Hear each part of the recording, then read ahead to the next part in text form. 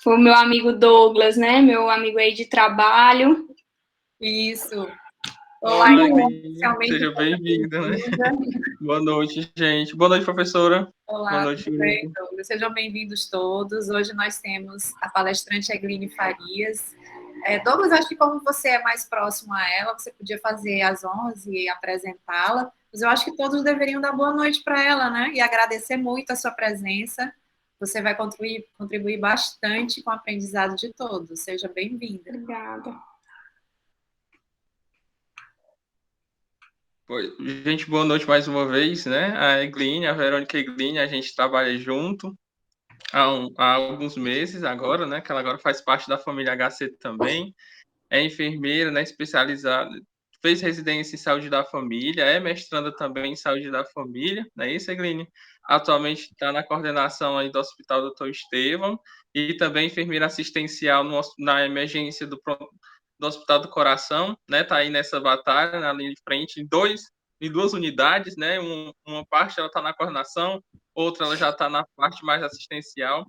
E aí, né, nessa fala, a gente nessas conversas, eu percebi esse envolvimento dela, né, com as ações, com as políticas, e a gente com essa temática, com essa devolutiva, foi assim, vamos lá fazer o convite, né? Vamos lá aprender com essa enfermeira, trazer esse complemento para nós quanto liga. E aí fiz o convite, ela aceitou. E aí, professora, ela disse que já foi logo de olho no nosso Instagram, né? Como você bem diz, o Instagram já é o nosso crachá, né? E aí ela foi lá, ela já me mandou mensagem: Douglas, estava olhando o Instagram de vocês, achei interessante, gostei, né? Teve toda uma análise, professora, antes de aceitar o convite, teve todo o processo também. Mas a análise foi positiva. E foi uma coisa... Você gostou? Sim. Me dê seu parecer, porque eu sempre falo muito com eles que a imagem diz muito sobre a equipe, né? Como a gente se organiza, como a gente lança todos os comunicados, divulga as informações, até a estrutura dos nossos eventos fala muito de quem nós somos, né? E aí você de fora tendo esse feedback seria ótimo. Bom, quando ele me pediu, me lançou o convite de maneira informal, como ele mencionou, eu estou nessa assistência, estou nessa coordenação diante dessa pandemia e a segunda onda já se instalando, né? Principalmente aqui no nosso município de Sobral. Eu fui dar uma pesquisada, ver como era a liga, né? O que é que se tratava, como eram os debates, as discussões. A primeiro momento, eu percebi que vocês eram bastante acolhedores. E hoje eu me certifiquei disso, né? Apesar de estar por uma tela do computador, eu me senti, assim, muito acolhida. Eu já tenho vivenciado esse novo normal, né? Que não já é mais tão novo assim, essas aulas através dessa modalidade síncrona. E a gente se sente, às vezes, dando aula e não tem aquele feedback, ninguém liga as câmeras, né? Muita gente calado. E aí, quando eu entrei aqui, todo mundo com a câmera ligada, todo mundo muito sorridente, muito acolhedor, né? Vocês realmente estão de parabéns. Eu acho que é esse modo que a gente busca nessas aulas síncronas, né? Que as pessoas mostrem um acolhimento, mesmo que não seja caloroso, né? Assim, de calor, que eu digo próximo, né? O corpo a corpo.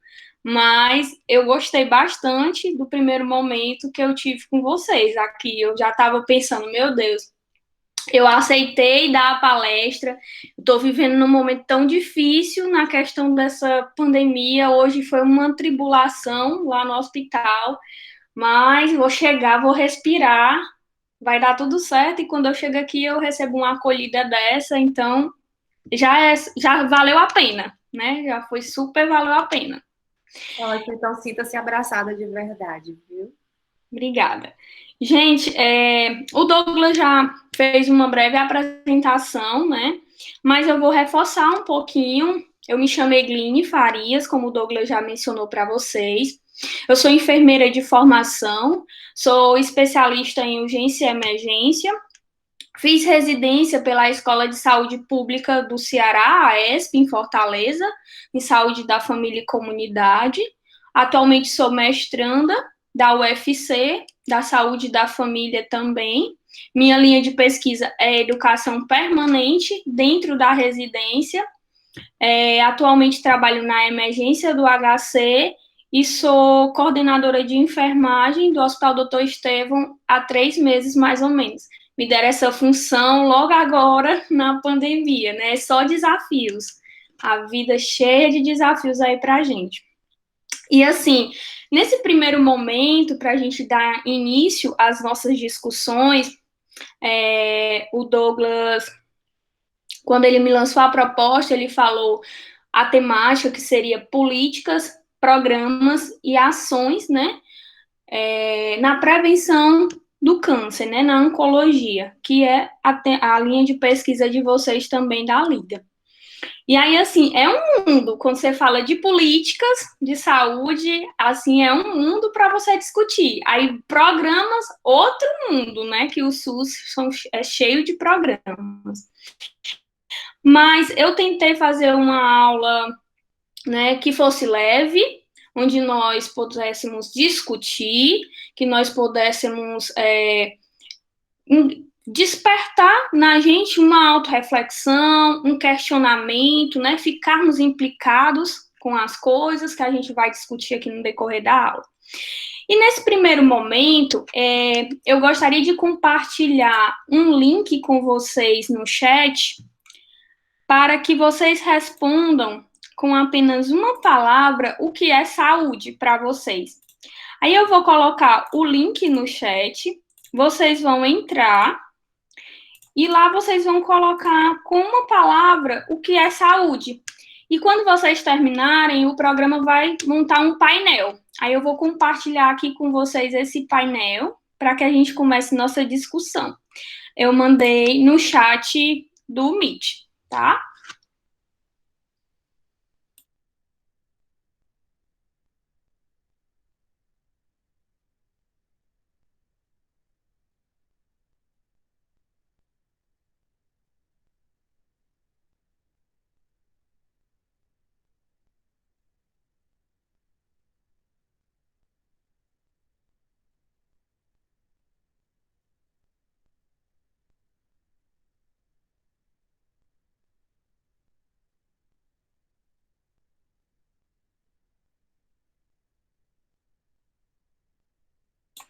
Já tive uma resposta, duas.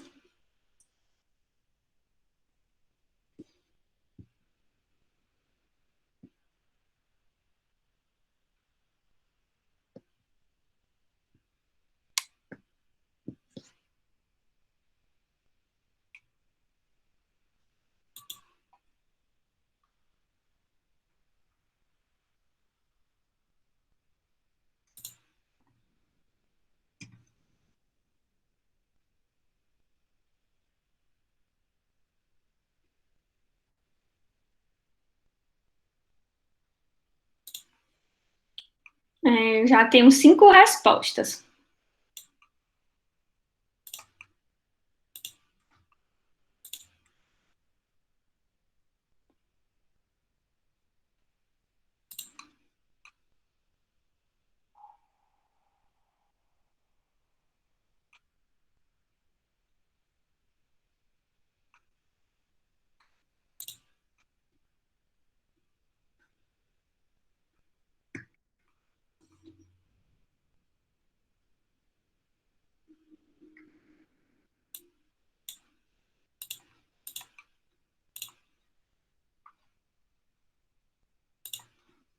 Vou tentar agora compartilhar com vocês a tela.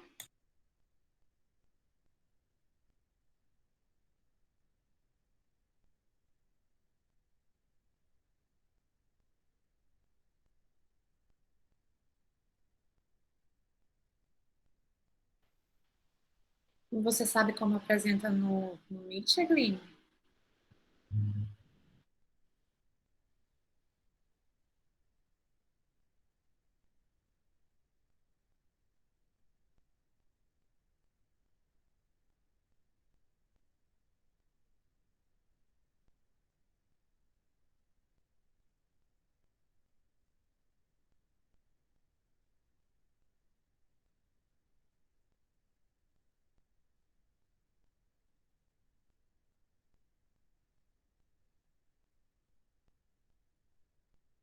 Vocês estão conseguindo visualizar? Sim, Adeline, está dando para visualizar a tela. Estão conseguindo visualizar as respostas de vocês? Sim, estão. Pronto. Então, a gente está vendo aí nesse compartilhamento de tela a resposta de vocês sobre o que é saúde, né? A gente vê que o bem-estar apareceu 2 vezes, é por isso que ele fica bem grande no aplicativo. Equilíbrio, conforto, energia, longevidade. Então, assim, a gente vê vários conceitos do que é saúde. Quando nós começamos a estudar, né, no curso de enfermagem, acredito que todos aqui são da enfermagem, uma das primeiras disciplinas da gente é essa questão do que é saúde, é a Constituição Federal, artigo 196, é o SUS, né, tudo isso que todo mundo acha muito chato, tá estudando aqueles artigos, mas é o que eu digo muito para os meus alunos, aquilo é a nossa base para nós entendermos os nossos direitos enquanto usuários do sistema, é a nossa base para nós entendermos o direito do outro, quando o outro busca esse serviço, o nosso dever enquanto profissional e o que o nosso sistema oferta. Então, quando a gente traz o conceito de saúde, é tanta coisa interligada nessa saúde. O conceito de saúde ele pode estar ligado de maneira cultural, né? Por exemplo, o local onde eu vivo, o local onde eu nasci, ali vai ter uma cultura que vai estar movimentando, que vai estar diferenciando o conceito de saúde. Lá no nosso artigo 196, ele diz, né, que saúde é o mais completo bem-estar físico, mental, social, não somente a ausência de doença, né? A gente tem esse conceito que foi criado a partir da Constituição de 88, que foi quando o nosso SUS, nosso Sistema Único de Saúde, começou a se desenvolver. Então, assim, o conceito de saúde, muitas das vezes, ele é subjetivo. O que é saúde para mim pode ser que não seja saúde para o Douglas, pode ser que não seja saúde para a Juliana, né? Saúde para mim é estar com a minha família, mas será que para a Juliana estar com a família dela é saudável? Será que não tem algo dentro do ambiente familiar dela que seja adoecedor para ela, né? E aí, professora, por que você começou com esse conceito de saúde para a gente falar sobre essas políticas na oncologia? Porque a gente precisa entender o sujeito enquanto o que é saúde para ele, né? Às vezes, quando a pessoa está doente, a gente diz, fica perto da família, né?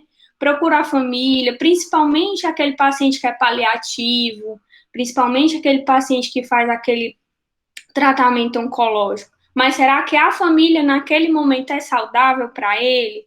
Será que a família não trata esse paciente oncológico de maneira penativa, né? Tudo é muito penoso para aquele paciente, aquele cuidado demais que acaba deixando o paciente sem autonomia também para a sua saúde.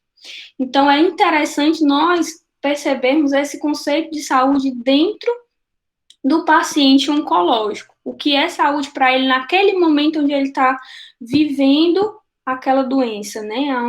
O câncer em si.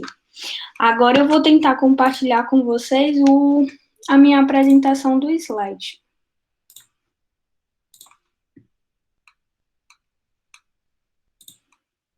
Pronto. Professora Egline, enquanto você coloca a telinha, né, do slide, a nossa liga ela é interdisciplinar. E aí a gente é um conjunto, né? A nossa professora orientadora Rosana Tágira, ela é dentista, com a linha de pesquisa bem vasta, né?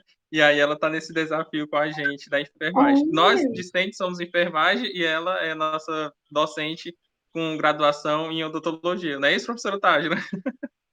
Não, mas isso que é o interessante, né? Essa coisa interdisciplinar, essa multiprofissionalidade, pronto, tá ótimo. Já é o começo para o tratamento aí, já é uma das pautas, né?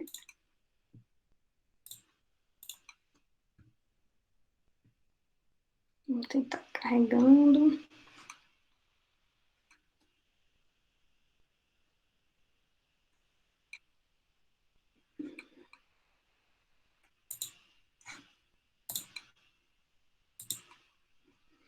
Todo mundo conseguindo ver o slide? Sim, tá ótimo, Aline. Pronto. Então, assim, Partindo ainda desse conceito que a gente colocou de saúde, nós discutindo esse conceito de saúde dentro da assistência do paciente oncológico, dentro das políticas, nós sabemos, né, em todos os nossos estudos dentro da nossa graduação, dentro do crescimento do SUS, o quanto foi uma luta árdua, o quanto foi uma luta difícil para que nós pudéssemos hoje ter um sistema único de saúde, né, um sistema que ele fosse universal, um sistema que atendesse todo mundo. Eu costumo dizer para os meus alunos que é muito lindo o SUS. Uma pessoa que é de outro lugar pode ser atendida em qualquer município, né, numa porta aberta, num local onde é porta aberta. E, assim, em outros países nós não temos isso. Então, nós somos privilegiados pelo nosso sistema. Para o usuário, o sistema ele é bom. Agora, para a gestão, quando a gestão vai gerir o SUS, vem as questões do subfinanciamento, vem as questões políticas, as questões burocráticas, já é mais complicado, mais dependioso. Mas nós devemos pensar que nós temos um sistema de saúde onde atende a todos. Pensamos se nós não tivéssemos, como que estaríamos hoje diante da pandemia pelo Covid? Como estaria todas essas pessoas que não têm condições de planos de saúde, que não têm condições privadas, né, para estar tendo uma assistência privada, onde essas pessoas estariam sendo atendidas, né? Então, assim, é um momento de reflexão, né? Nessa questão da pandemia, o que a gente vai discutir no finalzinho da aula, como é que ficam os pacientes oncológicos, né? Como é que fica o atendimento para eles? Como é que está sendo essa movimentação dentro dos hospitais que são referência oncológica? Então, assim, quando a gente vem falar de política, essas políticas de saúde no Brasil, a gente sabe que em todo esse processo de construção do SUS, nós tivemos vários sistemas até nós chegarmos no SUS. Aqui vai ser uma discussão bem breve, só para a gente introduzir a questão das políticas de saúde. Nós tivemos os INAPs, nós tivemos os CAPs, nós tivemos vários sistemas de saúde que eles beneficiavam aqueles cidadãos que eram funcionários, que eram proletariados, né? E não beneficiavam a todos, não era uma coisa universal, não era algo para todo mundo ter a assistência à saúde, né? E aí, assim, também entra a construção das políticas baseadas na oncologia, porque como naquele momento o modelo era biomédico, só se via a oncologia, só se via a doença, o câncer, como algo que deveria ser curativista, né? Naquele momento eu encontrava a doença e eu tentava tratar de maneira de intervenção cirúrgica ou por uma eletrocirurgia, que a gente vai ver mais à frente um pouquinho.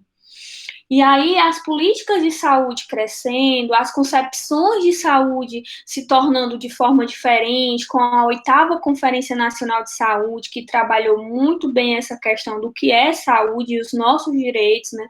A construção das leis organizacionais do SUS, a Lei 8080, a Lei 8.142, nós fomos formulando o que era a saúde e com isso nós fomos ganhando outros conceitos de como prevenir, de como tratar, e não só ficar ligado àquele modelo mecanicista, àquele modelo biomédico.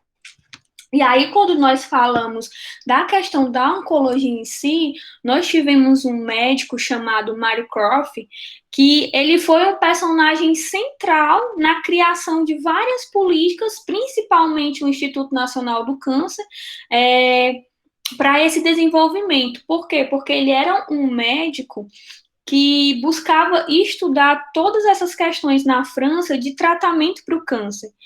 E aí, quando ele volta da França para o Brasil, ele vem com uma perspectiva diferente. E aí, perto do governo de Getúlio Vargas, né, ele lança a proposta de que o câncer deveria sair desse pensamento restrito para ser curativista, e sim ter políticas, e sim ter instituições, e sim ter profissionais que estivessem ligados somente ao tratamento do câncer, da prevenção e para políticas para ele.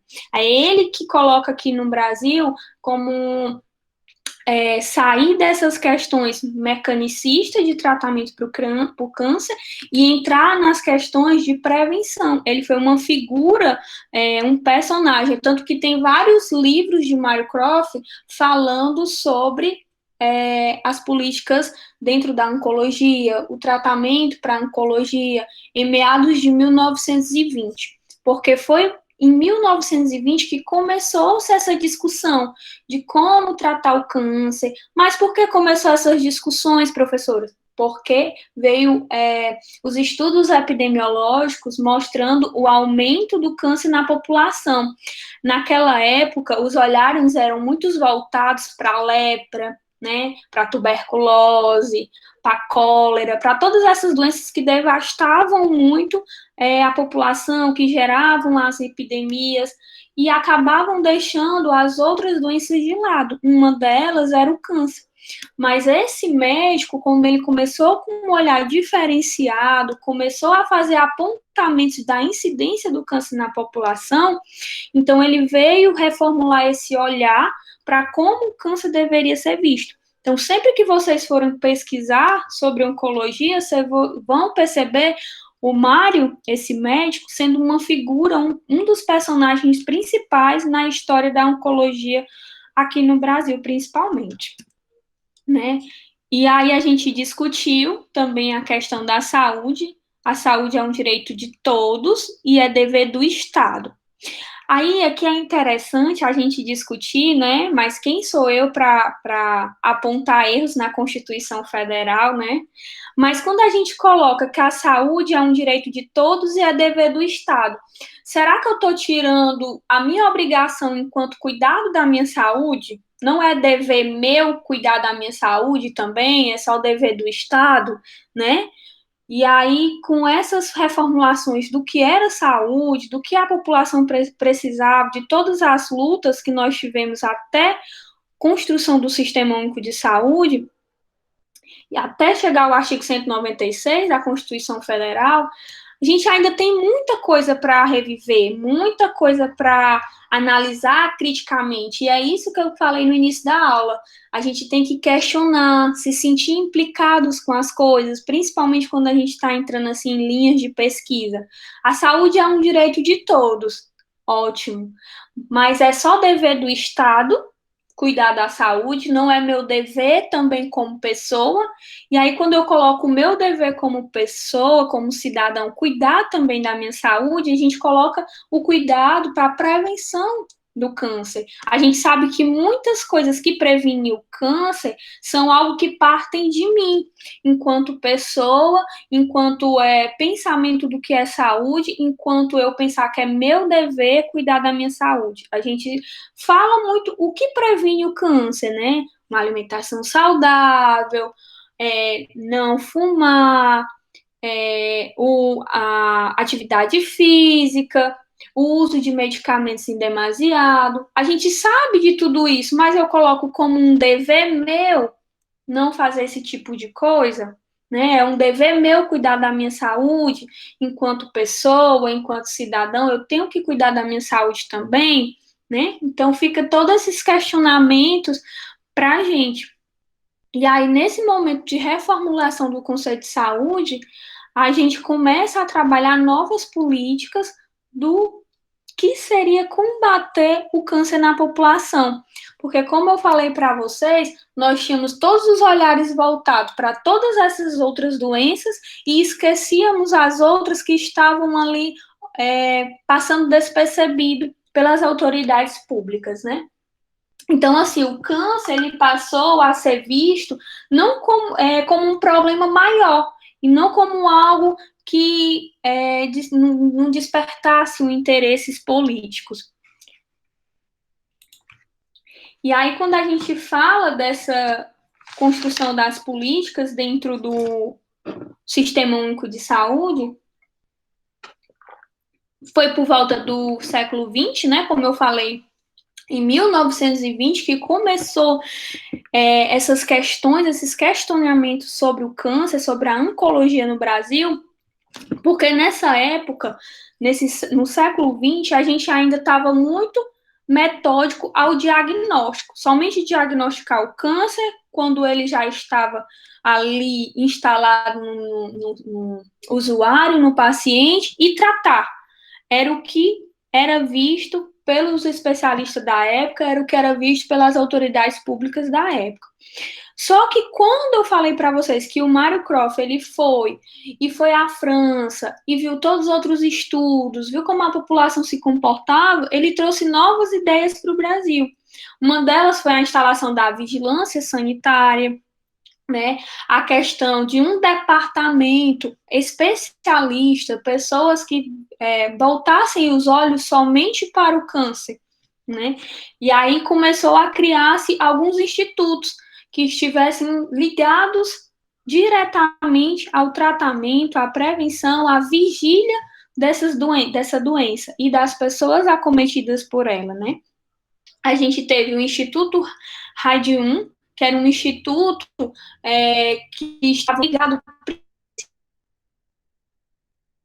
à pesquisa com a radioterapia, a pesquisa com a eletrocirurgia, para os tratamentos de câncer. Nós tivemos, a partir do século XX, a criação da Sociedade Brasileira de Cancerologia, né? Então, foram vários eventos marcantes durante o século XX que fizeram com que tivesse essa evolução na história da oncologia no Brasil. O Sistema Nacional de Câncer foi criado nessa época, a partir do século XX. Aí, andando um pouquinho mais à frente, em 1937, nós tivemos o Centro de Cancerologia do Serviço de Assistência Hospitalar, que hoje é o INCA, né, como a gente conhece, o Instituto Nacional do Câncer. E, posteriormente, nós tivemos um grande avanço na pesquisa, que foi a criação da Revista Brasileira de Cancerologia, né? Então, assim, a gente percebe que foram vários eventos até a gente chegar o que nós temos hoje, que são os centros especializados para atendimento do câncer, que nós vamos ver mais adiante, todos os programas que nós vamos ter dentro do Sistema Único de Saúde, todas as evoluções históricas e políticas.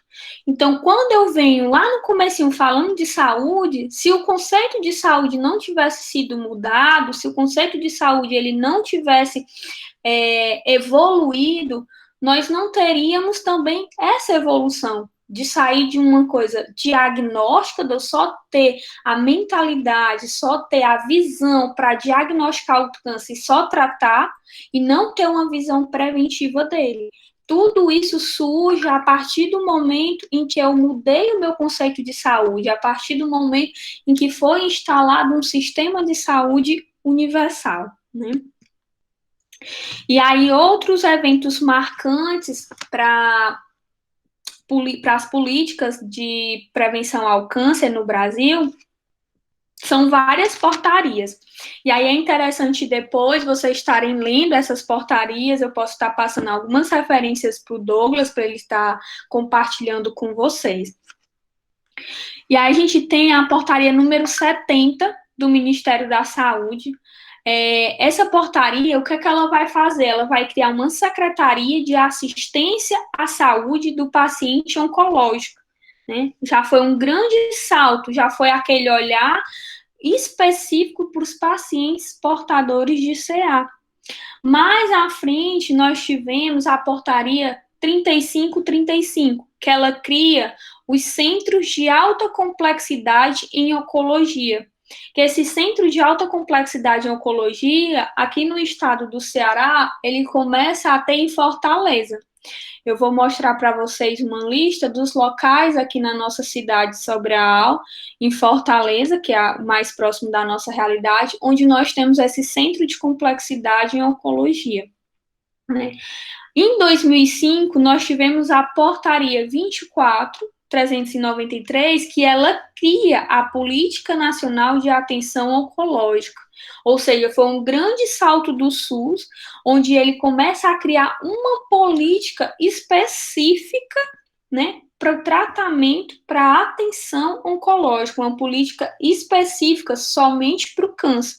Então, aí, nesse momento, eu formalizo, né, o que deve ser feito, como deve ser feito, os objetivos, as diretrizes para essa política ser instalada nos municípios e nos centros de alta complexidade, como também nos centros de atenção especializada em oncologia.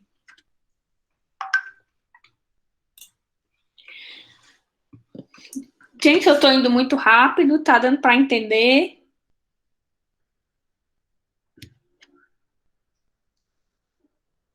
Professora, tá dando certo, entender. Tá.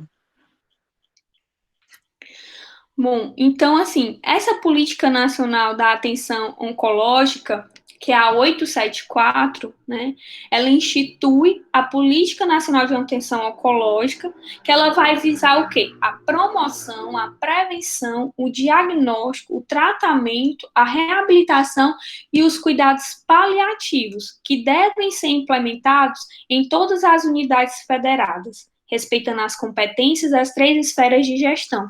Então, quando eu instituo uma política, quando eu formalizo uma política, eu estou falando que deve ser implementado, isso deve acontecer em todas as esferas de gestão. Que esferas são essas? Municipais, estaduais e federais. Né? Então, foi formalizado, isso foi um grande avanço para a construção de um olhar diferenciado para os pacientes oncológicos.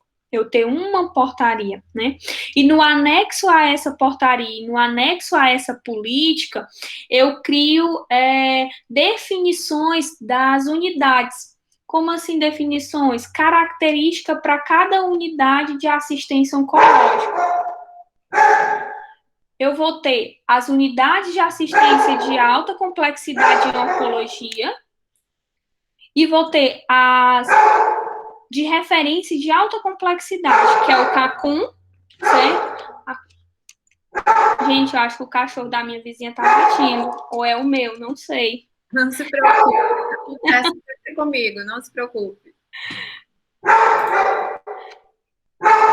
Deixa eu dar uma olhadinha aqui.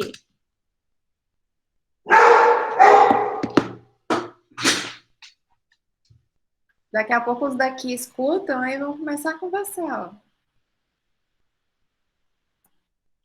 Os seus hoje, professora, tá demorando, né? Não apareceram ainda. Não fala não, porque daqui a pouco começa um, outro.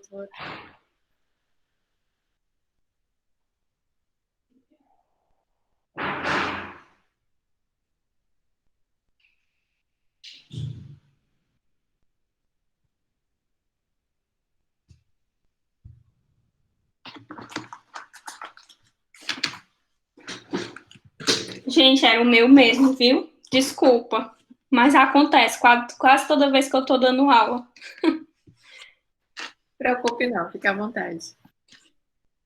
Então, assim, a portaria anexa à Política Nacional de Atenção de Oncologia, ela vai definir características para cada unidade.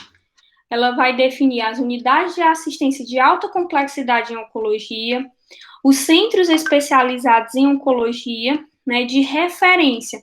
Aqui em Sobral, nós temos um centro de assistência de alta complexidade, ou nós temos uma unidade de assistência de alta complexidade em oncologia.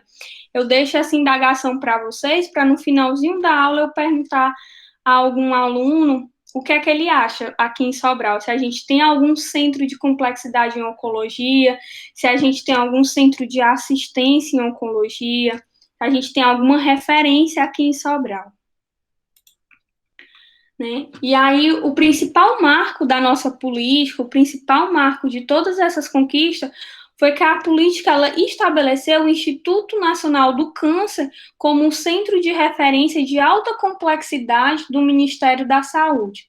Então, tudo que vocês precisam saber, tanto os dados epidemiológicos, como quais são as unidades que existem no Brasil para atendimento de câncer, as unidades especializadas em cada tipo de câncer, os dados epidemiológicos em relação à taxa de incidência, a taxa de mortalidade, tudo isso vocês conseguem absorver dentro do site do Instituto Nacional de Câncer, que é o INCA, né? Quando vocês entram nesse site, é um mundo para vocês que estão nessa linha de pesquisa da oncologia. Aí, quando a gente fala na atenção oncológica do SUS, né? a gente tem que trazer os dados epidemiológicos aqui dentro do Brasil. E o câncer, ele é a segunda causa de morte dentro do nosso país, né? A incidência dele aqui no nosso país é muita. A segunda causa. A primeira causa a gente já sabe que são as causas cardiológicas. Então, a segunda causa de morte no Brasil são as causas oncológicas. Por que que isso acontece, né? Será que a nossa política é falha? Será que não temos assistência de qualidade? Por que será que acontece que o câncer é a segunda causa de morte no Brasil? O que é que você acha, Juliana? Qual seria a sua opinião para isso? Eu acho que é uma série de fatores, porque vem tanto a nossa questão mesmo dos cuidados com a gente, né? A gente sabe que alimentação, tabagismo, alcoolismo são fatores que predispõem, né, células cancerígenas, e muitas vezes a gente não tem esse cuidado com a gente, né, como a alimentação. E agora com a pandemia, né, a gente viu muito isso, né? Inclusive a gente fez até um estudo sobre isso. A questão da alimentação agora na pandemia, o impacto da pandemia na alimentação, assim como também as políticas. Porque, por exemplo, câncer de mama é algo que dá para ser evitado, né, pelo exame das mamas. Inclusive, eu até visto um artigo sobre isso, que devido ao não rastreamento precoce, né, a não detectação precoce, e quando ia descobrir o câncer de mama na mulher, já estava em estado muito avançado e que não dava para reverter a situação. Muito bem, Juliana, obrigada pela sua participação. E você, Douglas, você concorda com a Juliana? Tem alguma coisa a acrescentar? Pronto, professor, eu concordo sim com a fala da Ju, né? No estudo que a gente realizou, o qual trabalhava essa questão uma comparação da alimentação nessa época de pandemia e os seus efeitos sobre o organismo, né? Sobre a gente. E a gente percebeu que o que mais causou impacto não foi nas pessoas adultas, jovens, mas sim na própria juventude. Isso é um despertamento, porque se hoje a gente tem o câncer como segunda causa de morte, né, por conta de vários fatores, a hereditariedade, fatores de fora, né, que a alimentação, falta de exercício, estilo de vida não saudável, imagine futuramente que a nossa juventude, nós, né, colocamos nós, a gente já não está partilhando desse cuidado. E aí eu trago a sua fala no início, que eu achei interessante, né, essa pauta, que não é só um dever, né, do Estado, o cuidar da nossa saúde, mas também nosso, mas que a gente não olha nessa óptica, a gente sempre coloca a culpa no outro, né? A gente sempre deixa para o outro. Então, sim, eu concordo completamente com a fala da Ju em relação a isso, que o que eu creio, né, assim, na minha concepção, humilde concepção, que essa instalação da segunda causa, né, de morte, ser o câncer, é realmente uma culpabilidade nossa. É uma questão mais intrínseca da gente, uma educação que a gente acaba não tendo, né? Um cuidado nosso mesmo. Muito bem, gente. Obrigada pela participação. Mas é justamente isso. É por isso que no começo, e outros fatores que a gente vai já discutir, no começo eu coloquei esse questionamento para deixar vocês implicados com a questão da saúde ser também um dever meu, né? E a gente observa isso bem aqui, quando a gente vê que o principal tipo de câncer é o da próstata. E o câncer da próstata, e a gente já sabe que é difícil de trabalhar, é difícil de atingir, é difícil de trazer para dentro da unidade básica de saúde, né, onde acontecem os momentos de prevenção, o homem, né, a saúde do homem é muito difícil, né, o homem tem aquela resistência cultural do que é saúde, por isso que a gente discutiu no começo que a saúde, né, o conceito de saúde ele é muito subjetivo, o homem por ter aquele conceito cultural do que é saúde, que não pode adoecer, que adoecer significa ser frágil, adoecer significa se entregar, mostrar fraqueza, né? Ele acaba não buscando cuidar da própria saúde. Então, um dos cânceres que está acima, né, com uma taxa de incidência alta e uma taxa de incidência de morte no Brasil é o câncer de próstata, né? A gente vê que somente no ano de 2015 nós tivemos 61.200 casos no Brasil. Então, é muito, né? É uma taxa grande para a nossa quantidade de unidades de referência oncológica. Então, aí, um dos fatores é justamente esse, o cuidado com a própria saúde, né? Depois a gente coloca também quando que a política de atenção oncológica começou a ser instalada, porque foi a partir de 2005 que as portarias começaram a ser efetivas. E tudo dentro do Sistema Único de Saúde, mesmo que tenha sido implementado há 10 anos, há 15 anos, ainda é novo, porque as coisas são implementadas a longo prazo. Então, a demora naquele olhar diferenciado para o paciente oncológico, a demora naquele olhar para entender que é algo que precisa ser preventivo e não só curativista, também influencia nessa incidência, né, do câncer no Brasil.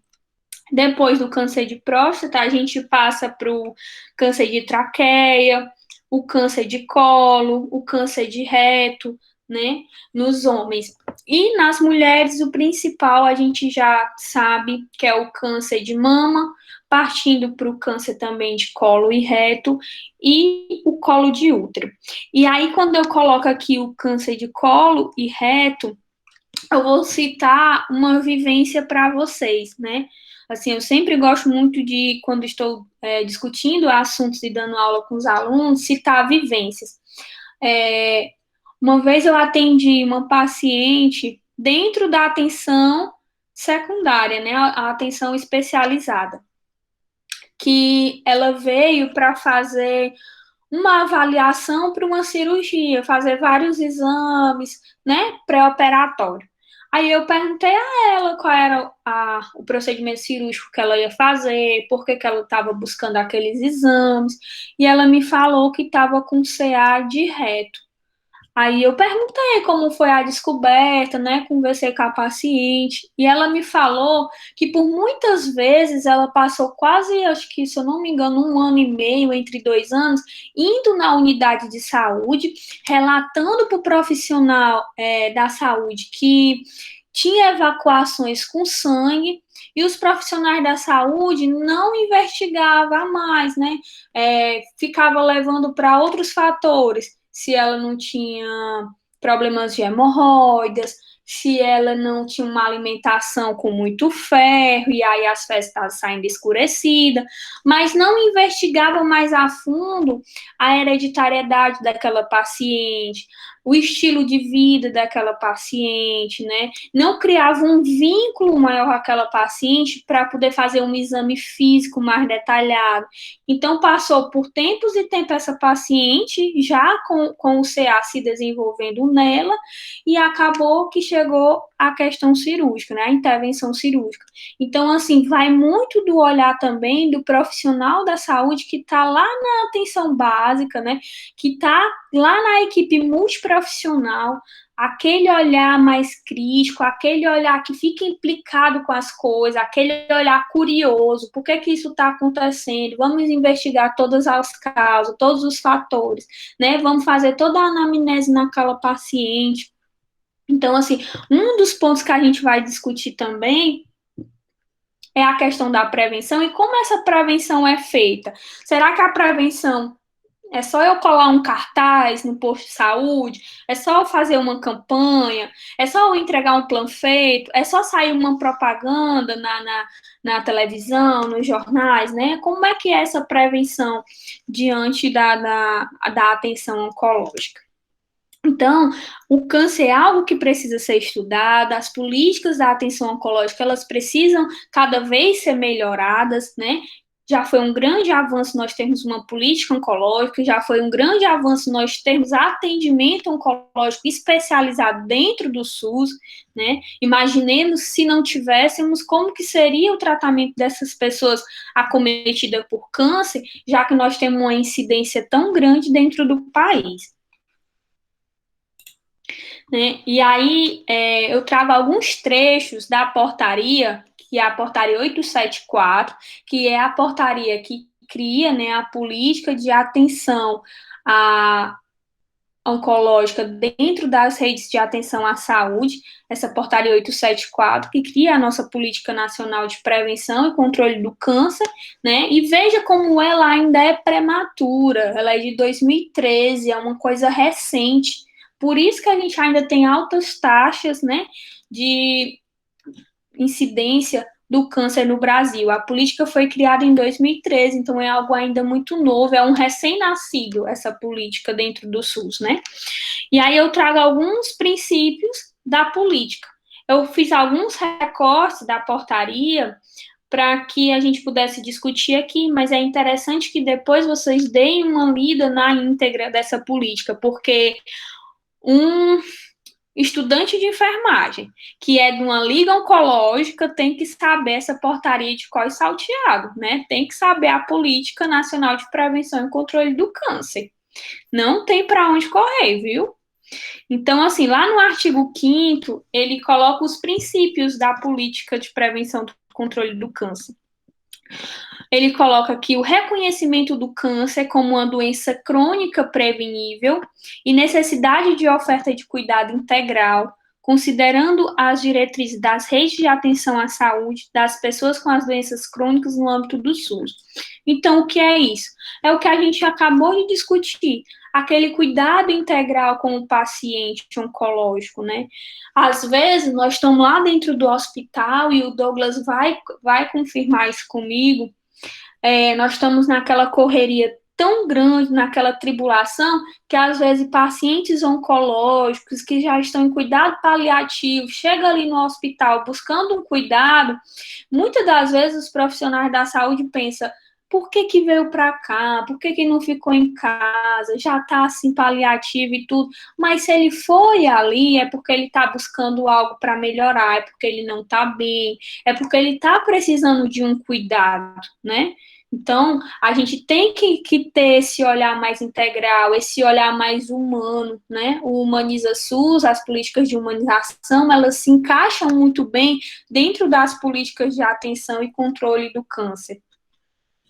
A organização das redes de atenção regionalizadas, descentralizadas, com respeito aos critérios de acesso, escala e escopo. Isso aqui é justamente a criação dos centros especializados, né, dentro da política, esses centros especializados em oncologia, dentro da nossa política e nossa portaria do SUS. A formação de profissionais e a promoção de educação permanente. Isso aqui é de extrema importância, gente, porque, assim, às vezes, dentro da nossa graduação de enfermagem, e quem faz enfermagem aqui dentro da Liga, vai com... vocês nem tanto, né, porque vocês já estão, assim, numa época um pouco diferente da minha. Eu me formei, tá com 5 anos, e, assim, quem tem 5 anos de formado já está saindo daquela fase de recém-formado, né? Está saindo. E assim, não é que eu seja velha, né? Porque eu acho que as coisas estão mais diferentes aí na graduação de vocês quando comparadas à minha. Mas a gente não tinha uma formação para atenção oncológica.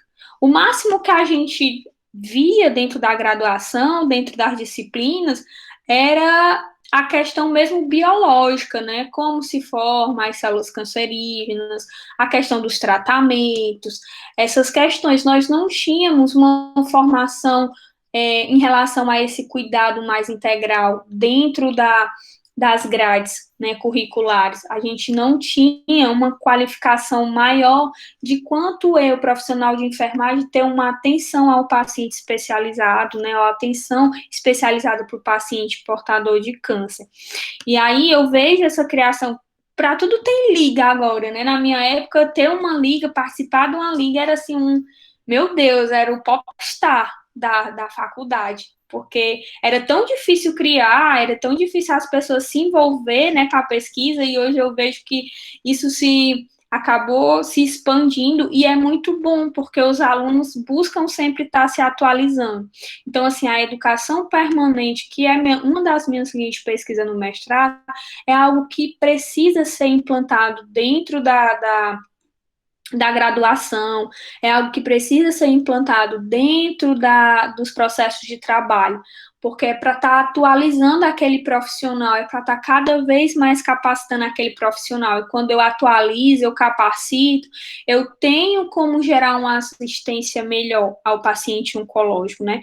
Principalmente o paciente oncológico, que todo dia é uma descoberta diferente, todo dia são novas pesquisas, todo dia é um novo movimento da ciência no que tange aí ao tratamento do paciente oncológico, né? Aí ele coloca também como princípio, né, dessa política a articulação intersetorial e a garantia da ampliação e participação e controle social. Isso a gente sabe que é uma das diretrizes também do Sistema Único de Saúde. A incorporação e uso de tecnologias voltadas para a prevenção, o controle do câncer nas redes de atenção à saúde das pessoas com doenças crônicas no âmbito do SUS. Devem ser resultado das recomendações formuladas por ações governamentais a partir do processo de avaliação de tecnologias em saúde e avaliação econômica, né?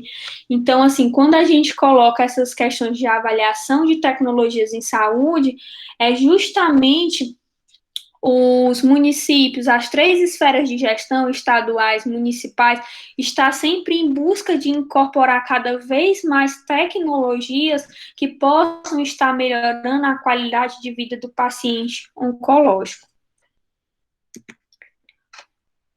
Outras diretrizes dentro da nossa portaria e da nossa política de atenção ao controle do câncer, a gente tem o tratamento, né, em tempo oportuno, o tratamento seguro dos pacientes diagnosticados com câncer ou lesões percussoras. Mas aí, quando eu coloco o tratamento em tempo oportuno, né, um tratamento seguro, para mim ter um tratamento em tempo oportuno, eu preciso ter tido o quê? Uma prevenção. Eu preciso ter tido o quê? Um controle, né? Eu parto ali daquela atenção primária, eu parto ali daqueles simples gestos de prevenir, de estar fazendo momentos com a população, momentos com a comunidade, para ter um tratamento em tempo oportuno, né? Tudo parte da base ali, que é a prevenção da doença, né? A promoção da saúde dentro da comunidade. O atendimento multiprofissional, como a gente discutiu, né?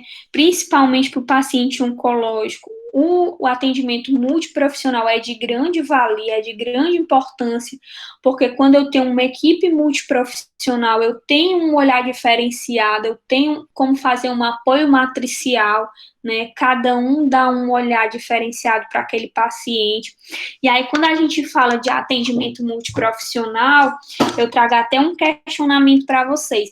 Dentro da atenção básica, nós temos o que a gente chama de núcleo ampliado de saúde da família. Na verdade, eu acho que nós tínhamos, né, com esse novo modelo de financiamento, que é o Brasil Previne, se eu não me engano o nome, houve um subfinanciamento aí dentro da atenção básica, um remodelamento do financiamento para atenção básica, que eu não sei se vocês já estudaram sobre isso, mas antes a gente tinha o PAB, que era o piso da atenção básica, que era o PAB fixo, e o PAB variável. E aí, com essas mudanças de financiamento no SUS, passou a ser por produção, né?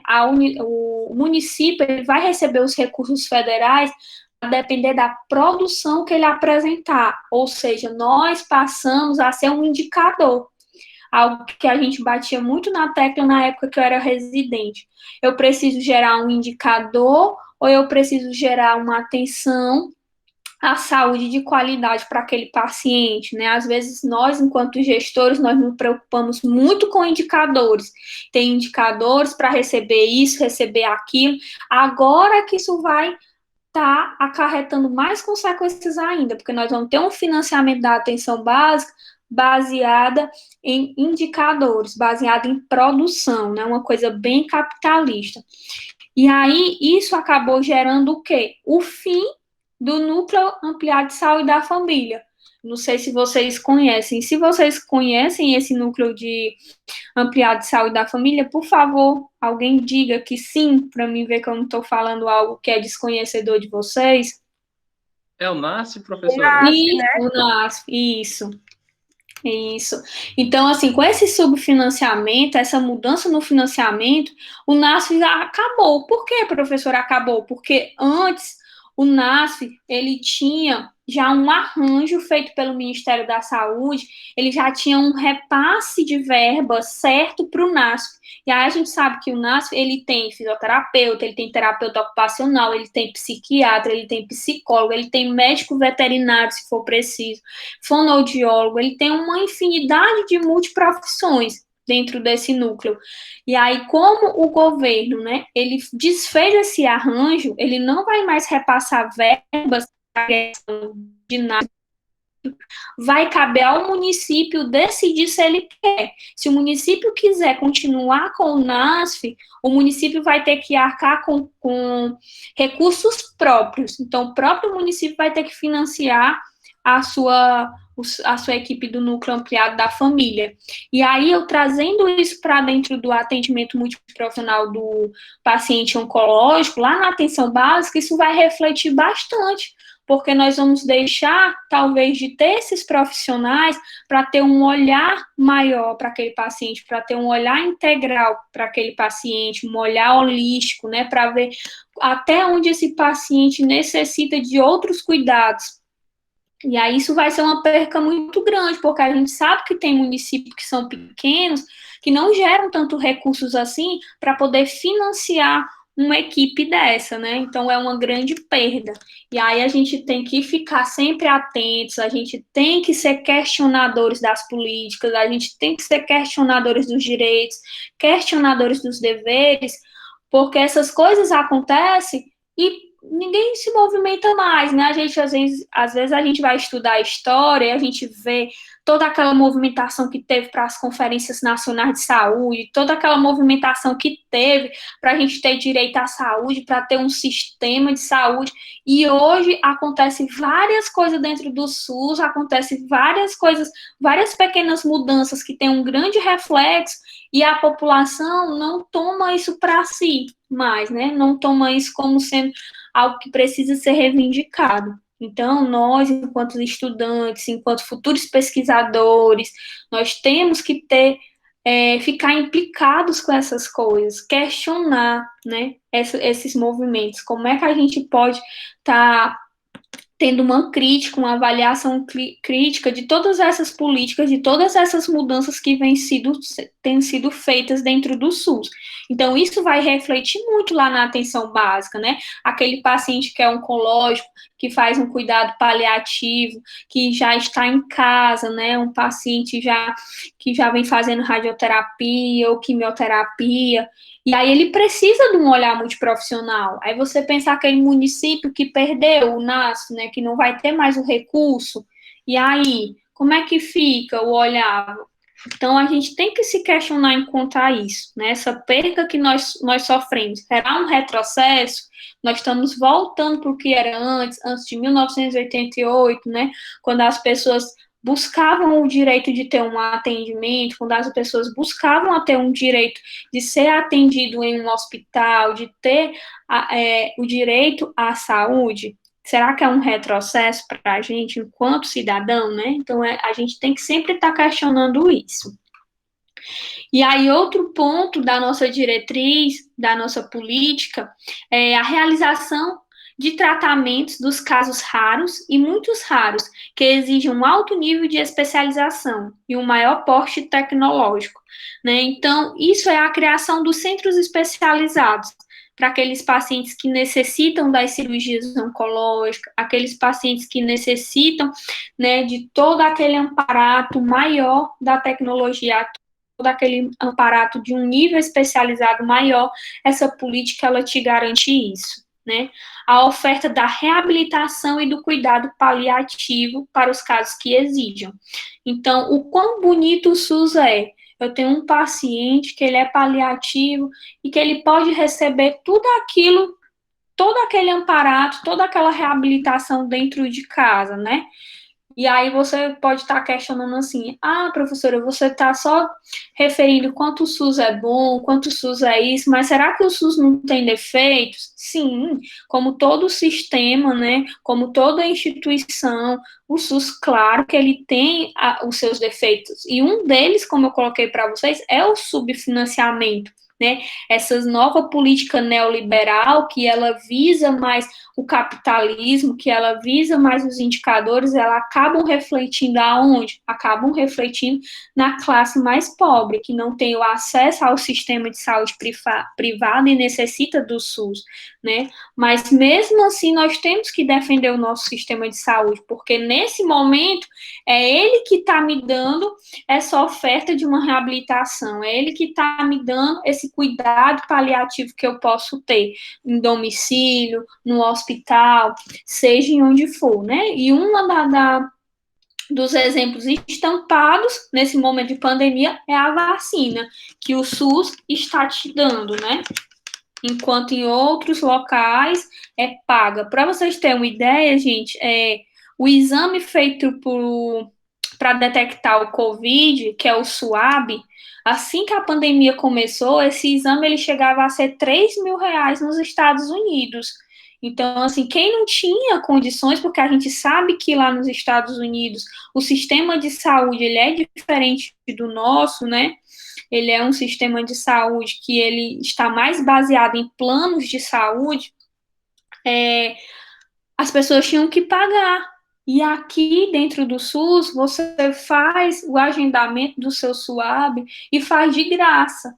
Né? Então, a gente tem que entender isso como algo que é gratificante para nós enquanto cidadãos, né, e usuários do SUS. Do mesmo jeito é a nossa oferta à reabilitação, a nossa oferta ao cuidado paliativo, a minha oferta do meu atendimento multiprofissional em saúde. Quando a gente pensa lá no postinho de saúde que tem na rua, né, para atender aquele bairro, tem ali a Dona Maria, que é portadora de câncer, que ela recebe aquela visita domiciliar em casa toda semana do médico, do enfermeiro, do fisioterapeuta, para avaliar ela. Então, isso é um atendimento multiprofissional, né? Isso é uma política de saúde que dá atenção aí em controle do câncer, né?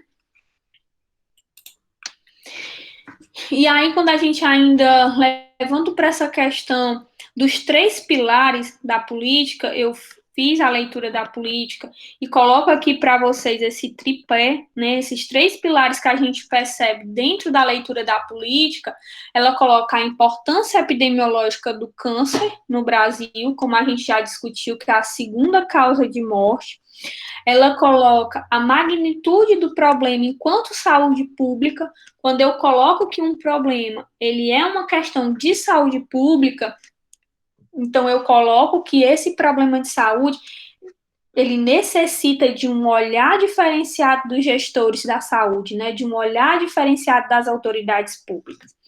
E ela também traz estratégias, né, preconizadas pelo plano de ações, né? Quais são o plano de ação? Como é que a rede de atenção, como é que a atenção básica pode estar trabalhando dentro da prevenção do câncer e o controle dele ali naquele município, no país e no estado.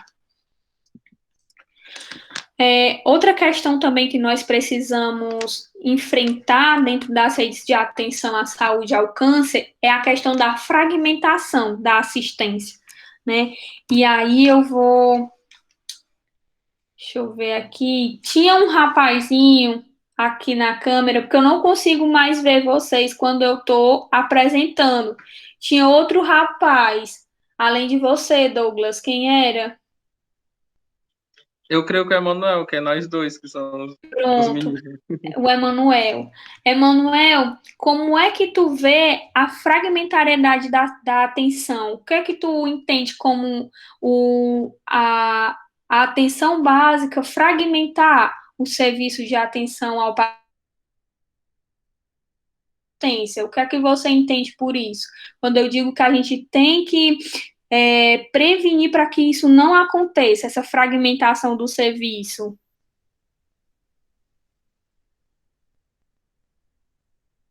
Emanuel, você está aí? Eu tava entrando no... É porque meu fone não tá prestando, aí eu tava entrando pelo celular para poder falar, mas eu nem entendi a pergunta. Pois vamos lá, vou repetir de novo. Olha aí o Emanuel, viu? Ele não estava me escutando. Ó, Emanuel, quando eu tô dando aula online, eu fico só chamando os alunos para ver se os alunos não estão fazendo outra coisa. Igual que tem os memes aí na internet, no Instagram. É o professor aqui falando e o aluno tá escovando os cabelos, se maquiando, fazendo outras Eu coisas. nem, eu nem tava. Eu só não pegou. Oh, Manuel, eu perguntei o que é que você entende quando eu falo em fragmentação do serviço? O que é o fragmentar o serviço? O que é o fragmentar a assistência ao paciente? O que é que você entende por isso? Bom, eu acho que essa parte da fragmentação é... Como que eu posso explicar? É porque eu Não tenho sei... medo. É porque eu sei, só que eu não consigo falar. Deixa eu ver como eu consigo falar.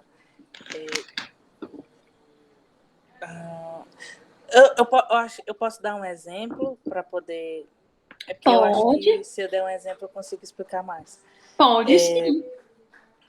Eu acho que essa parte da fragmentação é tipo, a pessoa... Um exemplo, digamos que a mulher, ela vai para o posto e ela tem a questão lá do exame da mama e todo o negócio, e ela é encaminhada para, no caso daqui, para o SEM, que aí o Uhum. SEM vai encaminhar ela para outro local. E aí eu acho que é mais ou menos isso, essa Isso, parte é da mais ou menos fragmentação. isso. Isso. Ó, uma frase que define muito a fragmentação, que é toma conta do filho que é teu. Quando eu digo essa frase, quando eu uso essa metáfora, é quando o meu paciente ele sai do meu posto de saúde para ser internado no hospital, por exemplo, quando é um paciente paliativo e ele complicou, teve uma recaída e precisou se internar, eu digo que ele não é mais responsabilidade minha. Então, eu estou fragmentando o serviço, porque não é isso que devemos pensar. Mesmo que o paciente saia do meu postinho de saúde, saia ali da minha área, e ele vá ser internado, o paciente ainda é responsabilidade da unidade básica de saúde e é responsabilidade do centro especializado em atendimento oncológico. Então, a gente não pode fragmentar o serviço. Quando eu fragmento o serviço, eu quebro um dos princípios do SUS, que é a integralidade, né? A integralidade é justamente isso, é eu acompanhar aquele paciente em todos os passos que ele estão. Às vezes, quando eu estou na assistência, né, nessa questão do Covid, principalmente, mas em outros momentos já aconteceu, a gente está na coordenação, o gerente lá da unidade básica de saúde liga. Como é que está o meu paciente que está internado aí? Eu acho isso tão lindo, porque eu vejo o princípio da integralidade ali nas pessoas, né, acontecendo. Vejo ele real. É isso que a gente fala de não fragmentar o serviço. O paciente que ele está ali no cuidado paliativo em casa e ele sai para ir fazer um procedimento no hospital, na atenção especializada, ele ainda é paciente daquele município, ele ainda é paciente daquela equipe, né? Eu não posso fragmentar. Né? Um assistente social manda uma mensagem perguntando como é que está o paciente daquela área que foi internado. Então, isso é integralidade, é eu acompanhar o paciente, é eu acompanhar o usuário em todos os passos que ele estão.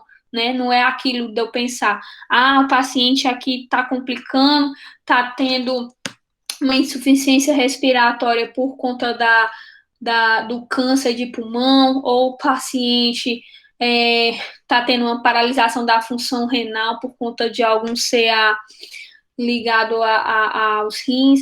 Então, vou mandar ele para o hospital especializado, vou mandar ele lá para o Albert Seib e pronto, ele não é mais paciente meu. Essa complicação não tem mais nada a ver com isso.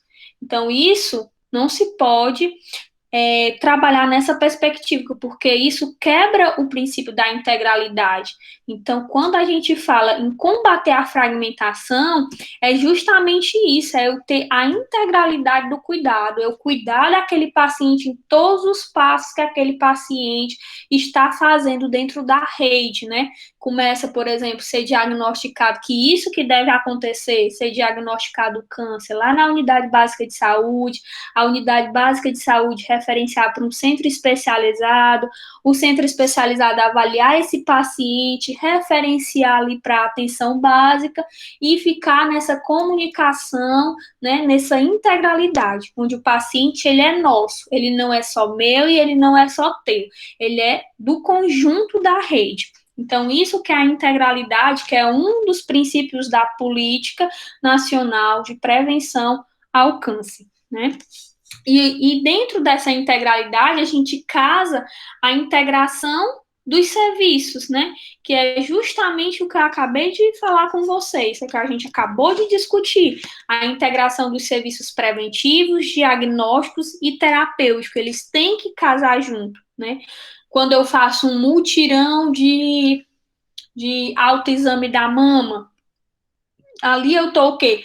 Prevenindo de maneira leve, uma tecnologia leve, que é o autoexame da mama, que eu não preciso de nenhuma tecnologia dura, eu não preciso de nenhum equipamento tecnológico, eu consigo fazer aquela ação preventiva somente com o meu conhecimento, somente com as minhas mãos, com o meu exame físico, da palpação, da inspeção, e eu diagnosticar, talvez, ali, uma possível complicação, algum nódulo, algum corpo estranho na mama dessa mulher, né?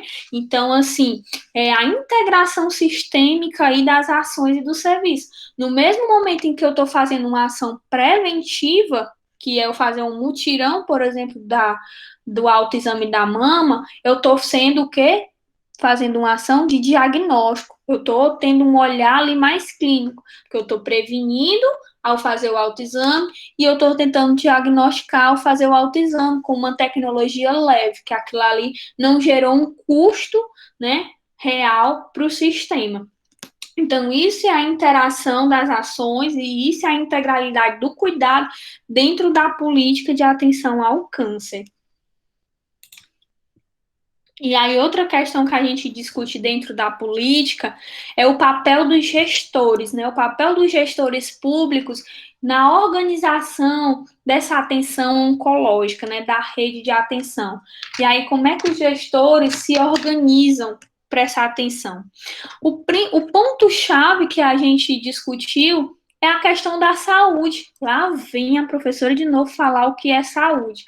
Porque quando eu tenho um gestor que ele tem uma criticidade para o que é saúde, que ele vê saúde como um jeito diferente, consequentemente as ações dele dentro da gestão vão ser diferenciadas, né? Se eu tenho um gestor que ele tem uma visualização de que saúde é um complemento de vários outros fatores e não só eu sentar num birô e atender o paciente, passar exame, nem olhar para a cara do paciente, ele vai investir somente em recursos o quê? Recursos humanos, né? Somente eu ter o médico para atender, somente eu ter a enfermagem para avaliar o paciente, mas quando ele tem uma visão de que saúde é um complexo de fatores, de que saúde engloba várias coisas, ele vai lutar, por exemplo, para ter uma academia de saúde dentro do município dele, né? Como a gente vê em alguns municípios que tem as academias de saúde com professores de educação física. Que lindo, né? Aqueles professores de educação física, 6 horas da manhã com um grupo de idosos, fazendo ali aquela atividade física. Isso é muito lindo, gente, dentro do SUS. Quem é aqui que vai acordar às 5 horas da manhã para ir aí com um grupo de idosos caminhar, para ir com um grupo de idosos fazer uma atividade física? Isso é prevenir também câncer, isso é prevenir qualquer outro tipo de doença, né? Isso é saúde também, porque o idoso ele se sente com vitalidade. Então, quando o gestor ele tem essa criticidade do que é saúde, ele vai em busca de dispositivos. Quando eu tenho, dentro da rede de atenção, a UPA, que é a unidade de pronto atendimento para aquele paciente que complicou oncologicamente, né? o Douglas, a gente tem muito essa vivência pelo HC ser porta aberta, chega todo tipo de paciente, às vezes chega paciente oncológico que está, né, com alguma complicação naquele momento, e às vezes nós não podemos dar aquela assistência que ele necessita, porque o hospital ele é mais direcionado para cuidados cardiológicos, né? A gente faz ali a estabilização inicial para poder referenciar esse paciente, geralmente para onde a gente referencia, para a UPA, para que a UPA, se necessário, referencie esse paciente para o centro especializado de atenção oncológica. A telesaúde, que isso aqui, gente, a telesaúde hoje, no momento em que nós estamos vivendo, né, no momento em que nós aqui, vocês estamos presenciando essa aula síncrona, é de grande importância, porque nós sabemos que muitas consultas estão acontecendo por meio da telemedicina, por meio virtual, né, com essa paralisação, esse novo lockdown. Como é que ficam os pacientes que estão sendo acompanhados, né, como é que vai ser? Então, se nós não tivéssemos esse recurso da telesaúde, esses pacientes poderiam vir complicar cada vez mais sem ter um olhar, sem ter um atendimento diferenciado. Então, é aquele profissional ali fazendo aquele atendimento de forma online. A gente tem os hospitais, a gente tem os centros de referência, de assistência social, que é o CRAS, por exemplo, um paciente que a gente vê muito, não é pouco, né? Os pacientes que são negligenciados pela família, que moram sozinhos e acabam descobrindo o câncer e não tem ninguém por eles, não tem nenhuma renda, e aí o serviço social, a assistência social busca ali fazer com que aquele paciente tenha uma atenção melhor, tenha algo mais, uma prioridade maior para ele. Quando a gente fala assim do serviço social, eu vou contar uma vivência para vocês que não está relacionada ao CA, mas é uma doença que, se ela evoluísse, ela podia virar o câncer, né? Quando eu era estudante, isso foi lá na cidade de Forquilha, no posto de saúde, tinha um paciente que fazia acompanhamento para TB. E a gente sabe que a tuberculose, a bactéria da tuberculose, que é a Mycobacterium, ela pode atingir não somente os pulmões, mas qualquer outra região do corpo, né? Ela não é somente pulmonar. E aí, ela pode evoluir para um possível CA, se não tratada, ela pode evoluir para um prognóstico ruim para o paciente. E aí tinha um paciente lá dentro da unidade que ele fazia um tratamento oncológico, ou o tratamento para TB, desculpa. E aí, esse paciente, ele era morador de rua, né? Ele trabalhava com reciclagem e tudo. E aí, a gente abordou ele, né? Fez os exames nesse mutirão que nós tínhamos feito. Ele estava fazendo o tratamento. E quando o paciente está em tratamento para TB, um dos principais pontos que a gente busca é o peso, se o paciente está ou não ganhando peso. Porque o paciente de tuberculose, ele vai perdendo bastante peso, né? Perdendo bastante massa corporal. E aí o paciente já estava ali com um tempinho de tratamento e nada de ganhar peso e nada. Até que um dia, numa consulta com a gente da enfermagem, criando um vínculo, que é algo muito importante para qualquer tipo de paciente, principalmente o paciente oncológico, você criar vínculo com aquele paciente se sente confortável para lhe contar realmente o que está acontecendo, o que ele está passando. E aí eu perguntei para ele, o senhor está fazendo o mesmo uso das suas medicações direitinho? Porque o senhor não está ganhando peso? Porque o senhor tá com uma aparência de que não está melhorando? O que é que está acontecendo? Aí ele, com o vínculo que nós já tínhamos criado de várias consultas, ele falou que não estava fazendo tratamento, porque, eu não sei se vocês já têm o conhecimento, mas o Coxip, né, que é usado para TB, hoje é uma diminuição, são só 4 comprimidos, mas na época em que eu estava no estágio, era uma quantidade bem maior, e traziam muitos efeitos adversos, né, muitos efeitos colaterais no paciente. E aí ele disse que não estava tomando mais, porque quando tomava de manhã cedo, não tinha nada para comer. e aí ele não conseguia tomar a medicação. Aí, gente, aquilo ali, a gente quando é estagiário, né, tudo pra gente é o fim do mundo. A gente quer resolver tudo, a gente quer fazer tudo. Aí aquilo ali me partiu assim o coração. E eu, meu Deus, o que é que eu vou fazer? Qual a resposta que eu vou dar para esse homem? Não adianta eu dar uma cesta básica para ele hoje, porque aí quando a cesta básica acabar, como é que vai ser? Ele vai ter hoje, amanhã não. Aí eu fiquei pensando, né? Pensando. E aí eu me lembrei dos dispositivos dentro do SUS, que é o CRAS. Então eu fui buscar ajuda lá no CRAS. Aí o CRAS, nessa época, tinha um programa de atenção aos pacientes que estivessem fazendo tratamento para tuberculose. Eles passavam 6 meses acompanhando o paciente e distribuindo por 6 meses, né, as cestas básicas, a alimentação e levando o paciente para uma casa de apoio. Então, eu achei aquilo lindo, né? Foi nesse momento que eu pensei, o SUS desculpa a palavra, mas o SUS é foda, né? Porque, olha aí, vai lá ajudar o paciente a fazer o tratamento dele. Então, essa rede de atenção, nós temos que usar ela em benefício do paciente, né? Em benefícios para que o paciente continue o tratamento, em benefício para o paciente se sentir melhor, mais seguro, né? Então, todos esses são dispositivos. A escola, ela também é um dispositivo de saúde, porque é lá que acontecem as vacinações, muitas das vezes, acontece as palestras, né? Acontece os momentos de educação permanente, acontece os momentos de promoção da saúde. Então, todos os dispositivos que nós temos na rede, eles são dispositivos que nós devemos usar para melhorar a atenção oncológica ao paciente, né?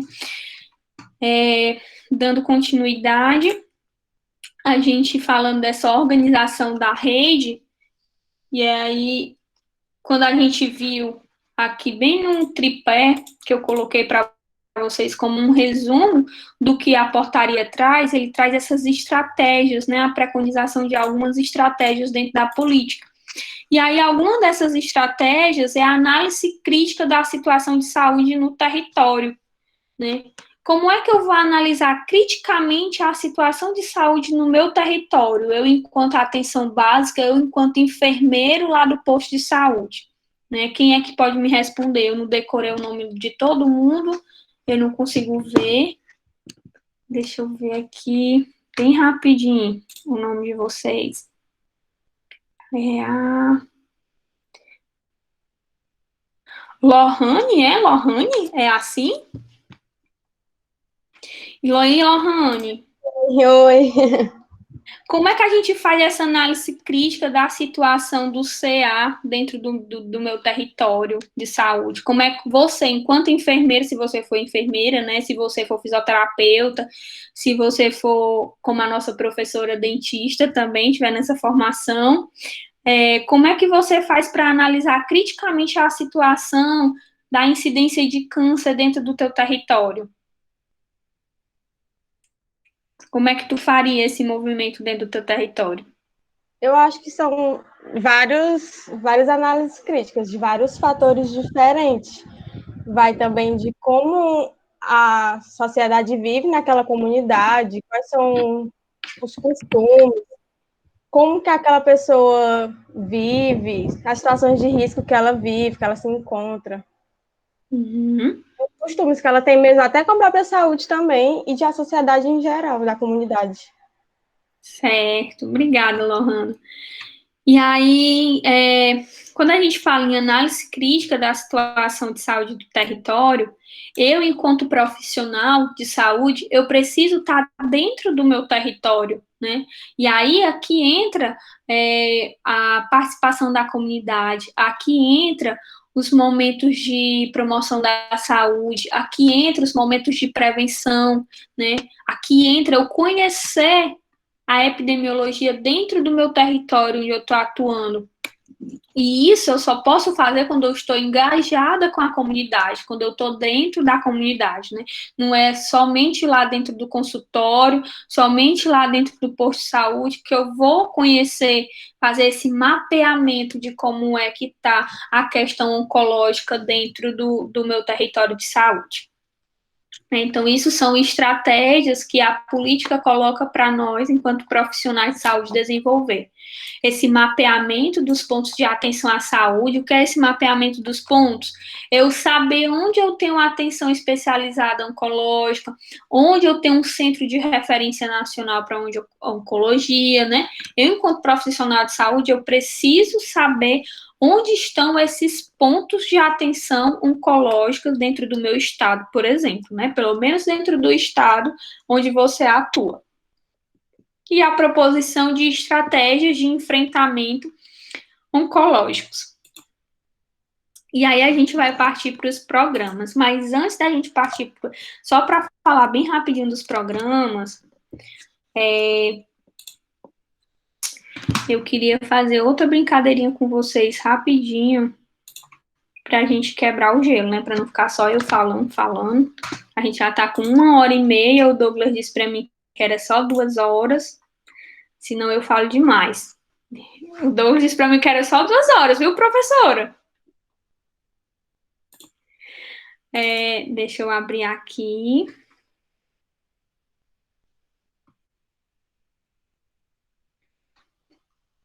Deixa eu ver aqui.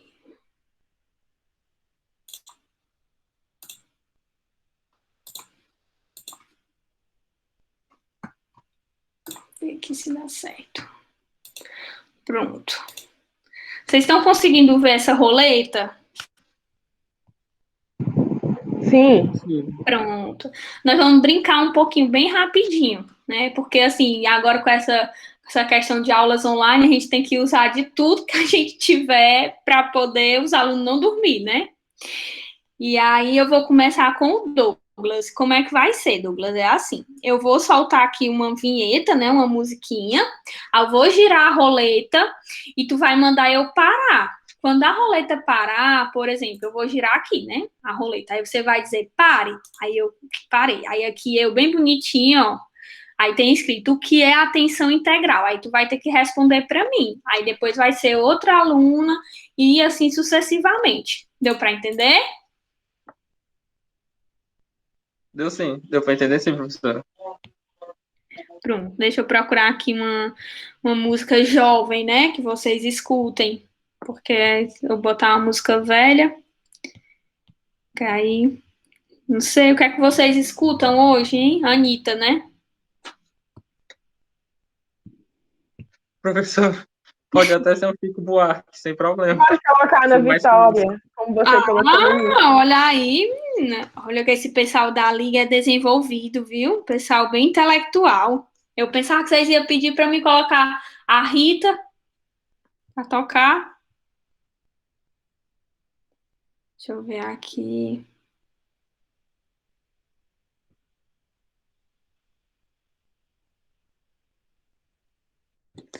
Vamos botar aqui na Vitória, né?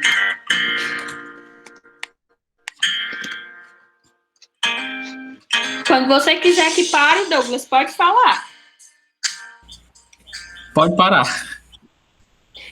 Faça uma pergunta ao colega, viu, Douglas? Escapou. Vai perguntar alguma coisa para o colega relacionada à atenção oncológica. Vixe. Escolha um colega e faça uma pergunta para ele. A cor amarela parece que é um perigo, né? Interessante. Enfim, deixa eu ver.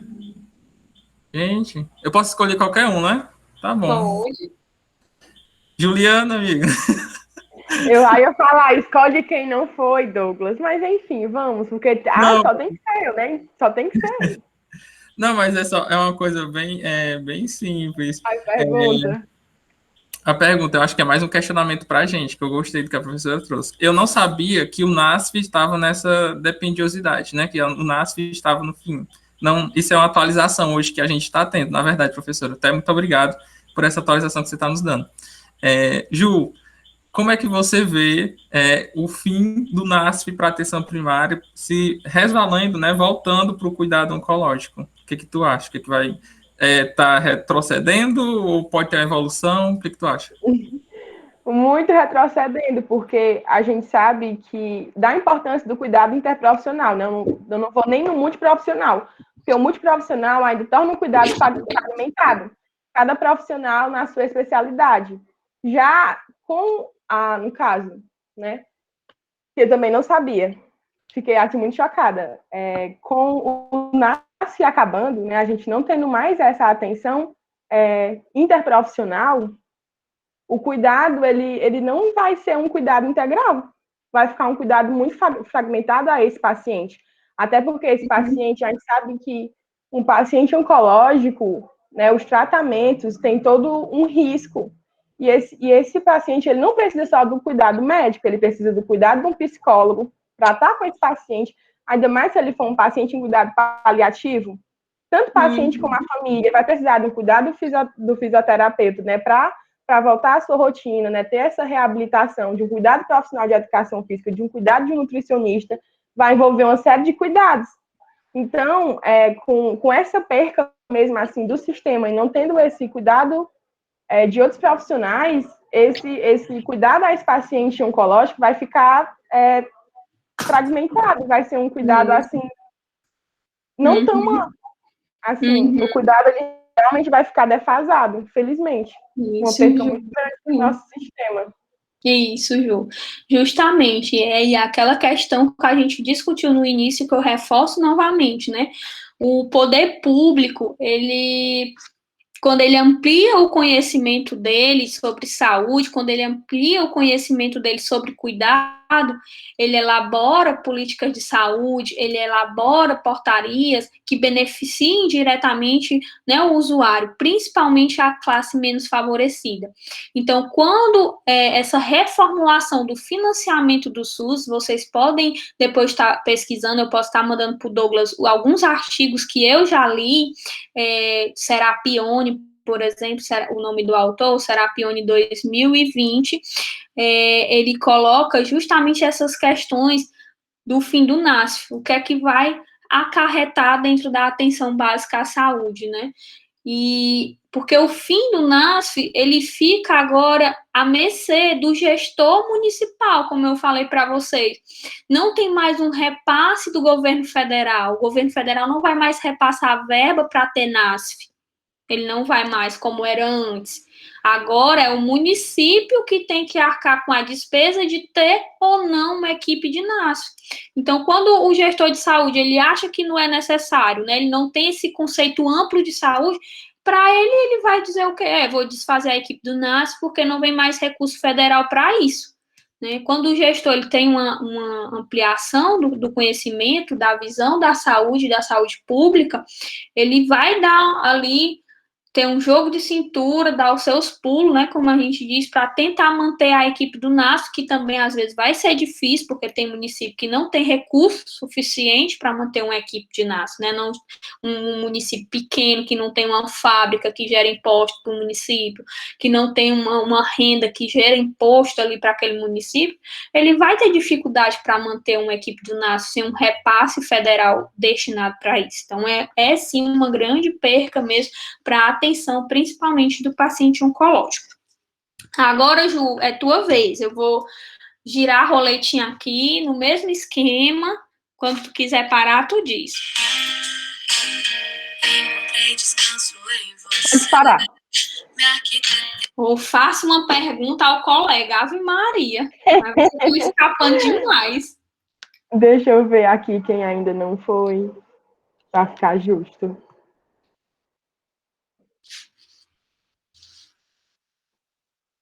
A Roane. Eu posso perguntar? É eu que vou perguntar. É você. Até o que a gente discutiu aqui, o que você poderia estar perguntando para ela.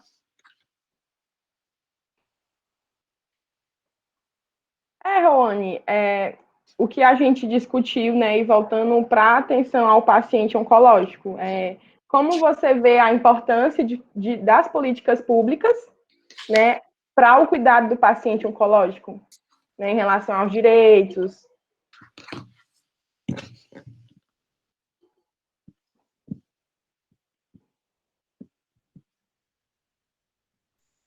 Estava entrando pelo celular, porque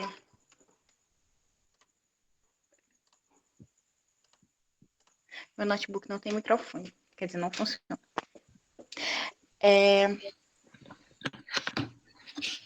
Até nós conversamos, não faz muito tempo, né, sobre essa importância da promoção da saúde quanto aos pacientes oncológicos. E eu acho que é muito, muito importante mesmo, porque muitas vezes a gente fala ou foca muito no tratamento, que também é muito importante.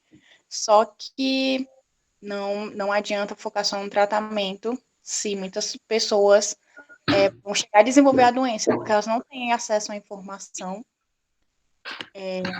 Porque, não só a informação, porque, inclusive, quando eu estava pesquisando, se eu não me engano, foi sobre o câncer de mama, eu vi que a campanha, né, ela fala muito sobre a questão da prevenção, informar que tem que fazer o exame do toque, mamografia, só que não tem equipamentos, não tem profissionais suficientes, às vezes também, às vezes os médicos também estão super lotados em postos de saúde, tem cidades que não tem nem equipamento para fazer uma mamografia.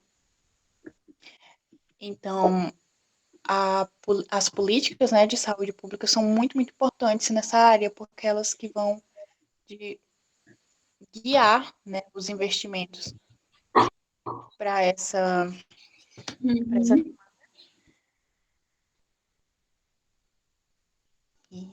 Eu ia falar uma coisa, acabo esquecendo.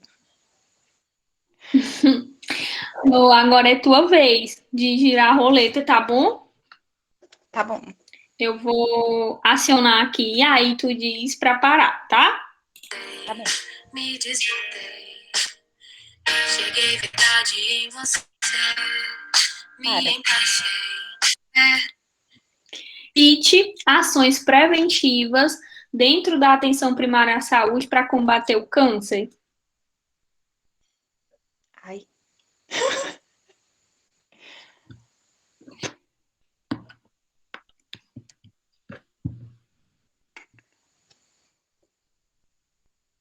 Ai, eu não sei. Eu não sei se eu sei. Sabe? Ações preventivas que a gente faz dentro da unidade básica de saúde, lá no postinho, ações que nós fazemos para prevenir o câncer.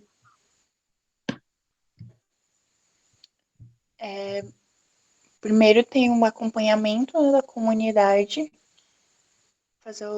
ver se os pacientes, se a população está sendo acompanhada. E aí, quando tem um sintoma, pode ser encaminhada para os serviços adequados, campanhas, como foi falado, né, de próstata e de mama, exame de prevenção. Isso. Educação também, educação permanente. Muito bem, isso mesmo. Então, a gente para por aqui a nossa brincadeirinha da roleta, só mesmo para dar uma distração maior, para não ficar só texto. Professora, depois passei para nós sobre essas brincadeiras, eu gostei dessa da roleta. Depois eu já ia perguntar qual foi o aplicativo, o recurso que ela usou, eu achei Eu muito legal. criei no PowerPoint. Ai, fica muito legal. Sério?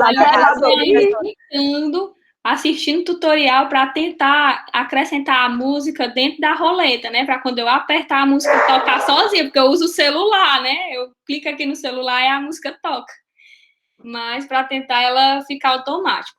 Mas enfim, deixa eu dar continuidade aqui à apresentação. O cachorro já tá latindo de novo.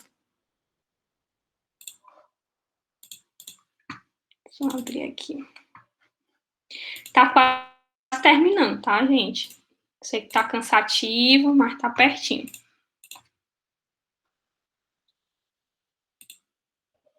Pronto. E aí, parando um pouco de debater sobre as políticas, a gente começa a falar dos programas. Dentro do SUS, nós temos vários programas para atender o controle, né, do câncer, para atender a atenção, a prevenção do câncer.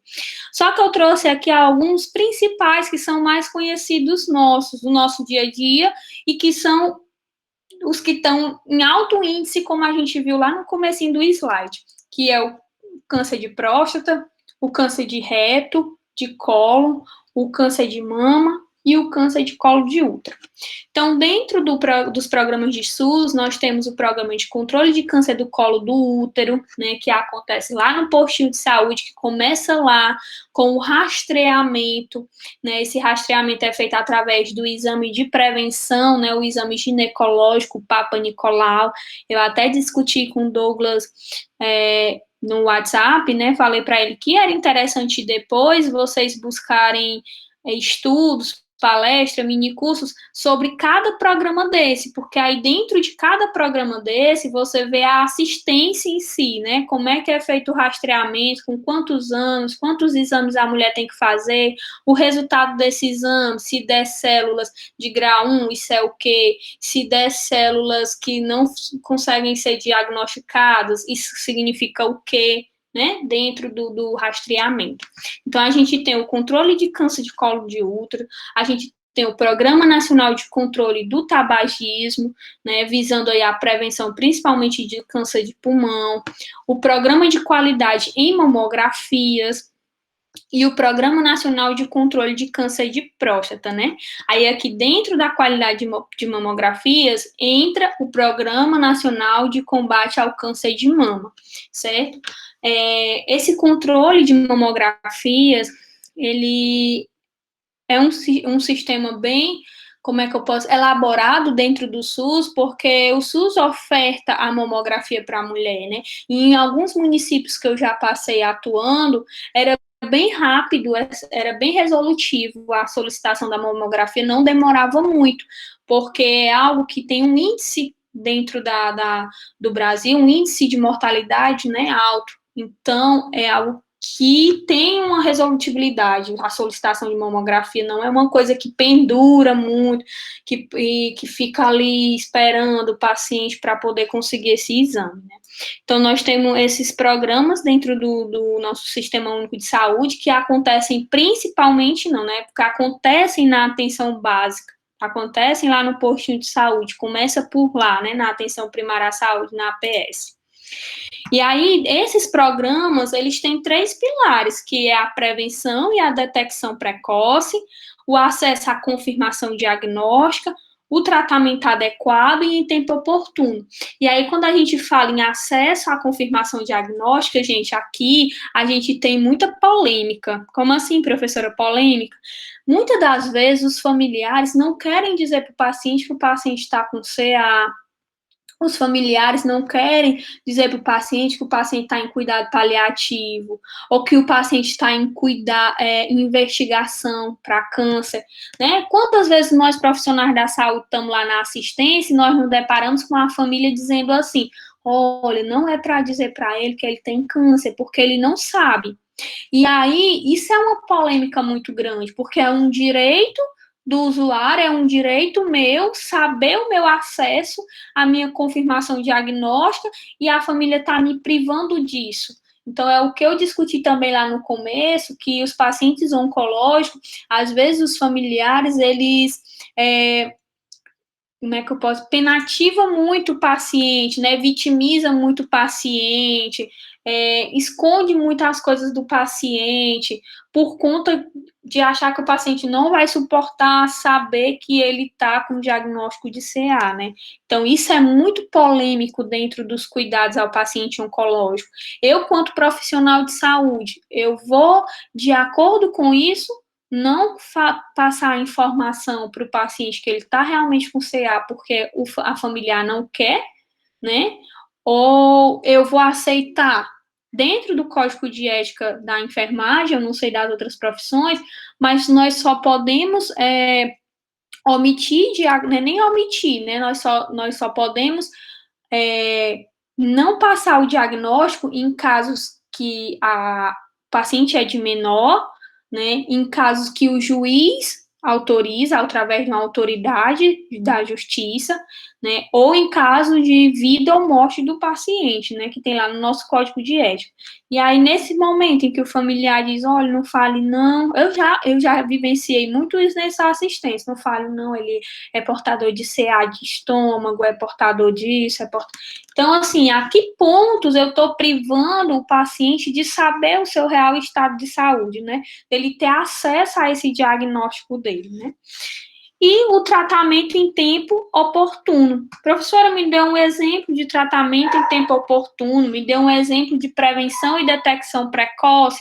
Ora, lá no posto de saúde, quando a gente faz o exame preventivo, o exame ginecológico da mulher, e aí é interessante que nós, profissionais da saúde, da enfermagem principalmente, ficamos em alerta. A mulher entrar no consultório para fazer um exame ginecológico, para fazer uma prevenção, para fazer um Papa Nicolau, não é somente eu visualizar o colo do útero daquela mulher. Eu preciso olhar aquela mulher como um todo. Eu tenho uma atenção integral. Ali eu aproveito e investigo CA de mama, investigo alguma coisa diferente na mama daquela mulher, fazendo o autoexame, ensinando a ela o autoexame, fazendo o exame nela das mamas. Eu avalio aquela mulher uma possibilidade de alguma anormalidade ali no reto dessa mulher, a possibilidade dela ter alguma lesão no ânus, né? Eu avalio ali os lábios da mulher, eu avalio toda a região genital da mulher. Não é só eu visualizar o colo do útero. Então, quando você, profissional, tem uma visão holística, uma visão diferenciada, naquele momento que você está fazendo a clínica mesmo dura, né, a clínica mesmo biomédica, que é usar todos esses conhecimentos, você já une a questão de promover saúde. Você vai, conversa com a mulher, mostra como faz o autoexame, mostra quando tem que fazer, antes do período menstrual, depois do período menstrual, o que é que ela tem que observar no seio dela, o que é que ela tem que observar na vagina dela, o que é que ela tem que observar na vulva, o que é que ela tem que observar em todo o corpo dela, né, e explicar o que é o exame, porque muitas das vezes o profissional faz ali o exame e não explica para a mulher, tá tudo bem, deu nada não. Deu só uma inflamação, mas o que é essa inflamação, né? Explique para o paciente, ele tem que ter esse acesso à confirmação diagnóstica dele, né? E aí, dentro desses programas, para atender o paciente oncológico, como a gente discutiu lá no comecinho, que a política 874, né, que é a portaria que cria a Política Nacional de Atenção Oncológica, que é a portaria 874, ela vem trazendo que para que o paciente tenha o acesso à atenção oncológica no âmbito do SUS, ele deve ser atendido em um estabelecimento habilitado, na atenção especializada em oncologia, que é a Unidade de Assistência de Alta Complexidade em Oncologia, que é a UNACOM, e o Centro de Assistência Especializado em Oncologia, que é o CACOM. E aí foi o que eu discuti no começo da aula. Lá no final vou perguntar para vocês se a gente tem isso aqui na nossa região, se a gente tem isso aqui em Sobral, se a gente tem em Fortaleza, quais são as unidades que a gente tem, né? Então, assim, quando eu cuido desse paciente aqui com esses programas e eu vejo que o paciente tem um desenvolvimento para um CA, o paciente tem um desenvolvimento para um possível CA que pode gerar metástase, né? Eu vou encaminhar esse paciente para atenção especializada. Onde é essa atenção especializada? É a UNACOM, que é a Unidade de Assistência de Alta Complexidade em Oncologia, e o Centro de Assistência Especializada em Oncologia, que é o CACOM. E aí, aqui em Sobral, nós temos o quê? Aqui em Sobral, nós temos o CACOM, que é o Centro de Atenção Especializada em Oncologia. Onde é isso, professor? A Santa Casa de Misericórdia de Sobral. Ela é um centro especializado em oncologia. Se você entrar lá no site do INCA e fazer a listagem de todos os centros e todas as unidades aqui do estado, você vê lá a Santa Casa de Misericórdia de Sobral, né? Que é o local que atende aqui toda essa micro-região de atenção especializada em oncologia. E aí, nesse tempo de pandemia, tá todo um movimento diferente dentro da Santa Casa para ter um cuidado com esses pacientes oncológicos, né? Porque eles têm uma taxa de letalidade alta se vir a contrair o COVID, né? Tem toda uma movimentação, uma logística diferente acontecendo lá. Professor, e uma unidade de assistência de alta complexidade em oncologia temos em Sobral? Não, não temos em Sobral, onde a gente tem o Centro Regional Integrado, né, de Atendimento Oncológico, que fica em Fortaleza. A gente tem outro CACUM, que é o Albert Sabin, né, que é para atenção especializada oncológica em pediatria. Então, são essas duas nomenclaturas, essas duas definições que a portaria 874 traz para a gente, né?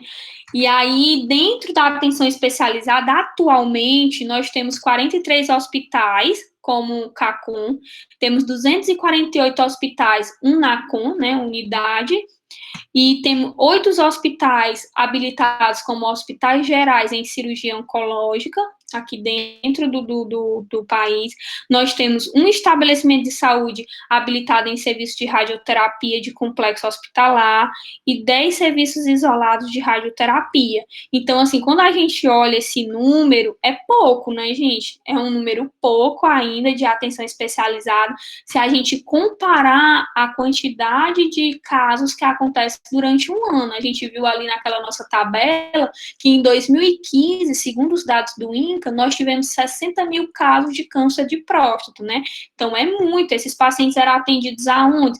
Em uma dessas unidades, né? E são poucas ainda para a taxa que temos aqui no Brasil. E aí, aqui, eu trago para vocês esses dados, que é do Ministério da Saúde do ano de 2015, onde ele coloca que a cobertura ainda é insuficiente. Onde é que a gente tem uma cobertura insuficiente? Ó, no estado do Ceará, a gente ainda tem uma cobertura muito insuficiente em relação à atenção especializada para oncologia. Porque, por exemplo, aqui no estado do Ceará, onde a gente tem o município com a cobertura para fazer para toda essa região é Fortaleza, né? Sobral, que tem a CACOM, e Fortaleza, que tem tanto CACOM como tem o NACOM, né? E é praticamente só lá. É difícil a gente ter outros municípios que atendam comunidade, né, especializada, e não só um centro especializado, porque o centro é uma coisa mais restrita, é uma coisa que atende um número X. A unidade, ela já é algo mais amplo. Então, a gente vê que aqui no Ceará nós temos uma cobertura insuficiente ainda. Os locais onde a gente tem cobertura suficiente é em Minas Gerais, Rio Grande do Sul, como a gente consegue ver aí no gráfico, né, no mapa.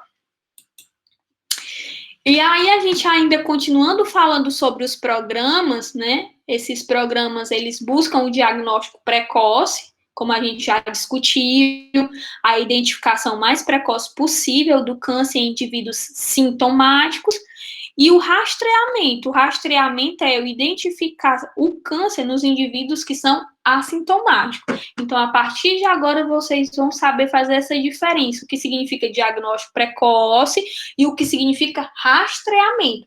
Quando eu estou fazendo o exame Papa Nicolau lá no meu postinho de saúde, aquilo ali é rastreamento. Eu estou fazendo um rastreamento dos indivíduos assintomáticos, mulheres que buscam fazer o exame que não tem nenhum sintoma que possam vir a ser câncer de colo de útero, por exemplo. E o diagnóstico precoce é quando o paciente ele já é sintomático, então vou buscar diagnosticar se aqueles sintomas mesmo são sintomas de CA, né? Então ele já tem ali a doença instalada. E isso tudo vocês conseguem estar estudando nos cadernos de atenção primária à saúde do Ministério da Saúde, né? A gente tem a política de controle do câncer de mama, né, que são as diretrizes, que é lançado praticamente de forma anual, tem algumas atualizações do Ministério da Saúde, ou então a cada 2 anos, né, as mamografias bienal para as mulheres entre 50 e 69 anos, A gente tem as diretrizes para o rastreamento do câncer de colo de útero, que aí essas questões aqui mais específicas, foi o que eu até comentei com vocês, que poderiam ser vistas isolado em cada programa, né? Você estudando cada programa. Os exames citopatológicos em mulheres de 25 a 64 anos, a rotina de repetição do exame Papa Nicolau a cada 3 anos, após 2 exames normais consecutivos. Essa regra aqui, gente, é a regra geral, mas existem várias outras regras para a realização do exame Papa Nicolau. Essa é a geral, né? Que a cada 3 anos, após 2 exames normais, a paciente realiza no intervalo de 1 ano o exame Papa Nicolau. Essa é a regra geral, mas a gente tem outras especificações. Se a paciente tiver um exame alterado, ela vai realizar a cada quanto tempo? De 6 em 6 meses? Tudo tem uma especificação a depender do resultado do exame que deu. E aí aqui é só um resumo de toda a construção dessa política, né, de toda essa construção até a elaboração da atenção especializada em oncologia, a elaboração dos programas. Outro programa que a gente tem é o programa de mamografia móvel. Aqui eu já vi em Fortaleza isso aqui acontecendo, né? Então, aqui são um resumo de todos os programas dentro do SUS que ajudam na atenção especializada ao combate ao câncer, né? E aí a gente vai finalizando essa parte pensando quais são os desafios que a gente tem para o controle do câncer aqui no Brasil, né? A gente precisa fortalecer e ampliar os acessos, nós precisamos tentar cessar com o tabagismo, a adoção de dietas saudáveis, o estímulo às atividades físicas, o rastreamento, que é algo que a gente pode estar desenvolvendo dentro da nossa profissão, a ampliação do acesso, do diagnóstico, definir e pactuar serviços para o procedimento, garantir que todos os pacientes com diagnóstico confirmado se insiram no seu tratamento em tempo oportuno. Vocês sabiam, gente, que dentro dessa portaria, dentro da política, né, de atenção especializada ao câncer, ela diz que se uma mulher, ela teve uma mamografia com diagnósticos alterados para CA, essa mulher ela tem que começar o tratamento em até 60 dias. Se essa mulher não começar o tratamento até em 60 dias, aquele posto de saúde, aquele município, ele é notificado pelo Ministério da Saúde, né? Isso dentro da nossa portaria, ela está lá escrita e às vezes realmente acontece. Tem município que eu já passei, como Macaraú, que realmente eu via isso acontecer, né? O Ministério da Saúde, ele aciona que está no prazo de 60 dias para aquela mulher começar o tratamento dela, né? Isso já é uma forma de prevenir as possíveis complicações, né? E aí, eu também coloquei aqui para a gente discutir em tempos de pandemia, a gente acabou já fazendo essa discussão no decorrer da aula, né, como fica toda essa movimentação dos pacientes oncológicos, o cuidado que a família deve ter, né, a logística que os hospitais estão tendo. Às vezes, alguns hospitais que são especializados, por exemplo, como o Hospital do Coração, como o Hospital do Câncer, o Hospital das Clínicas, né, eles são especializados para um atendimento específico, e aí a população, os outros gestores ficam, não vai ajudar na pandemia esse hospital, não vai receber paciente Covid, estamos precisando, mas aí não tem como receber, porque no momento em que a gente coloca um paciente com uma doença dessa altamente transmissível, com alto poder de infectabilidade e letalidade, a gente coloca em risco aquele paciente oncológico, a gente coloca em risco em gerar um surto ali dentro daquela unidade, dentro daquele centro oncológico, né? Então, cabe aí a nossa reflexão em relação ao paciente oncológico nos tempos de pandemia por Covid, né? Aqui eu trago algumas referências para vocês, e eu gostaria de agradecer, eu espero que eu tenha sido clara, que eu possa ter contribuído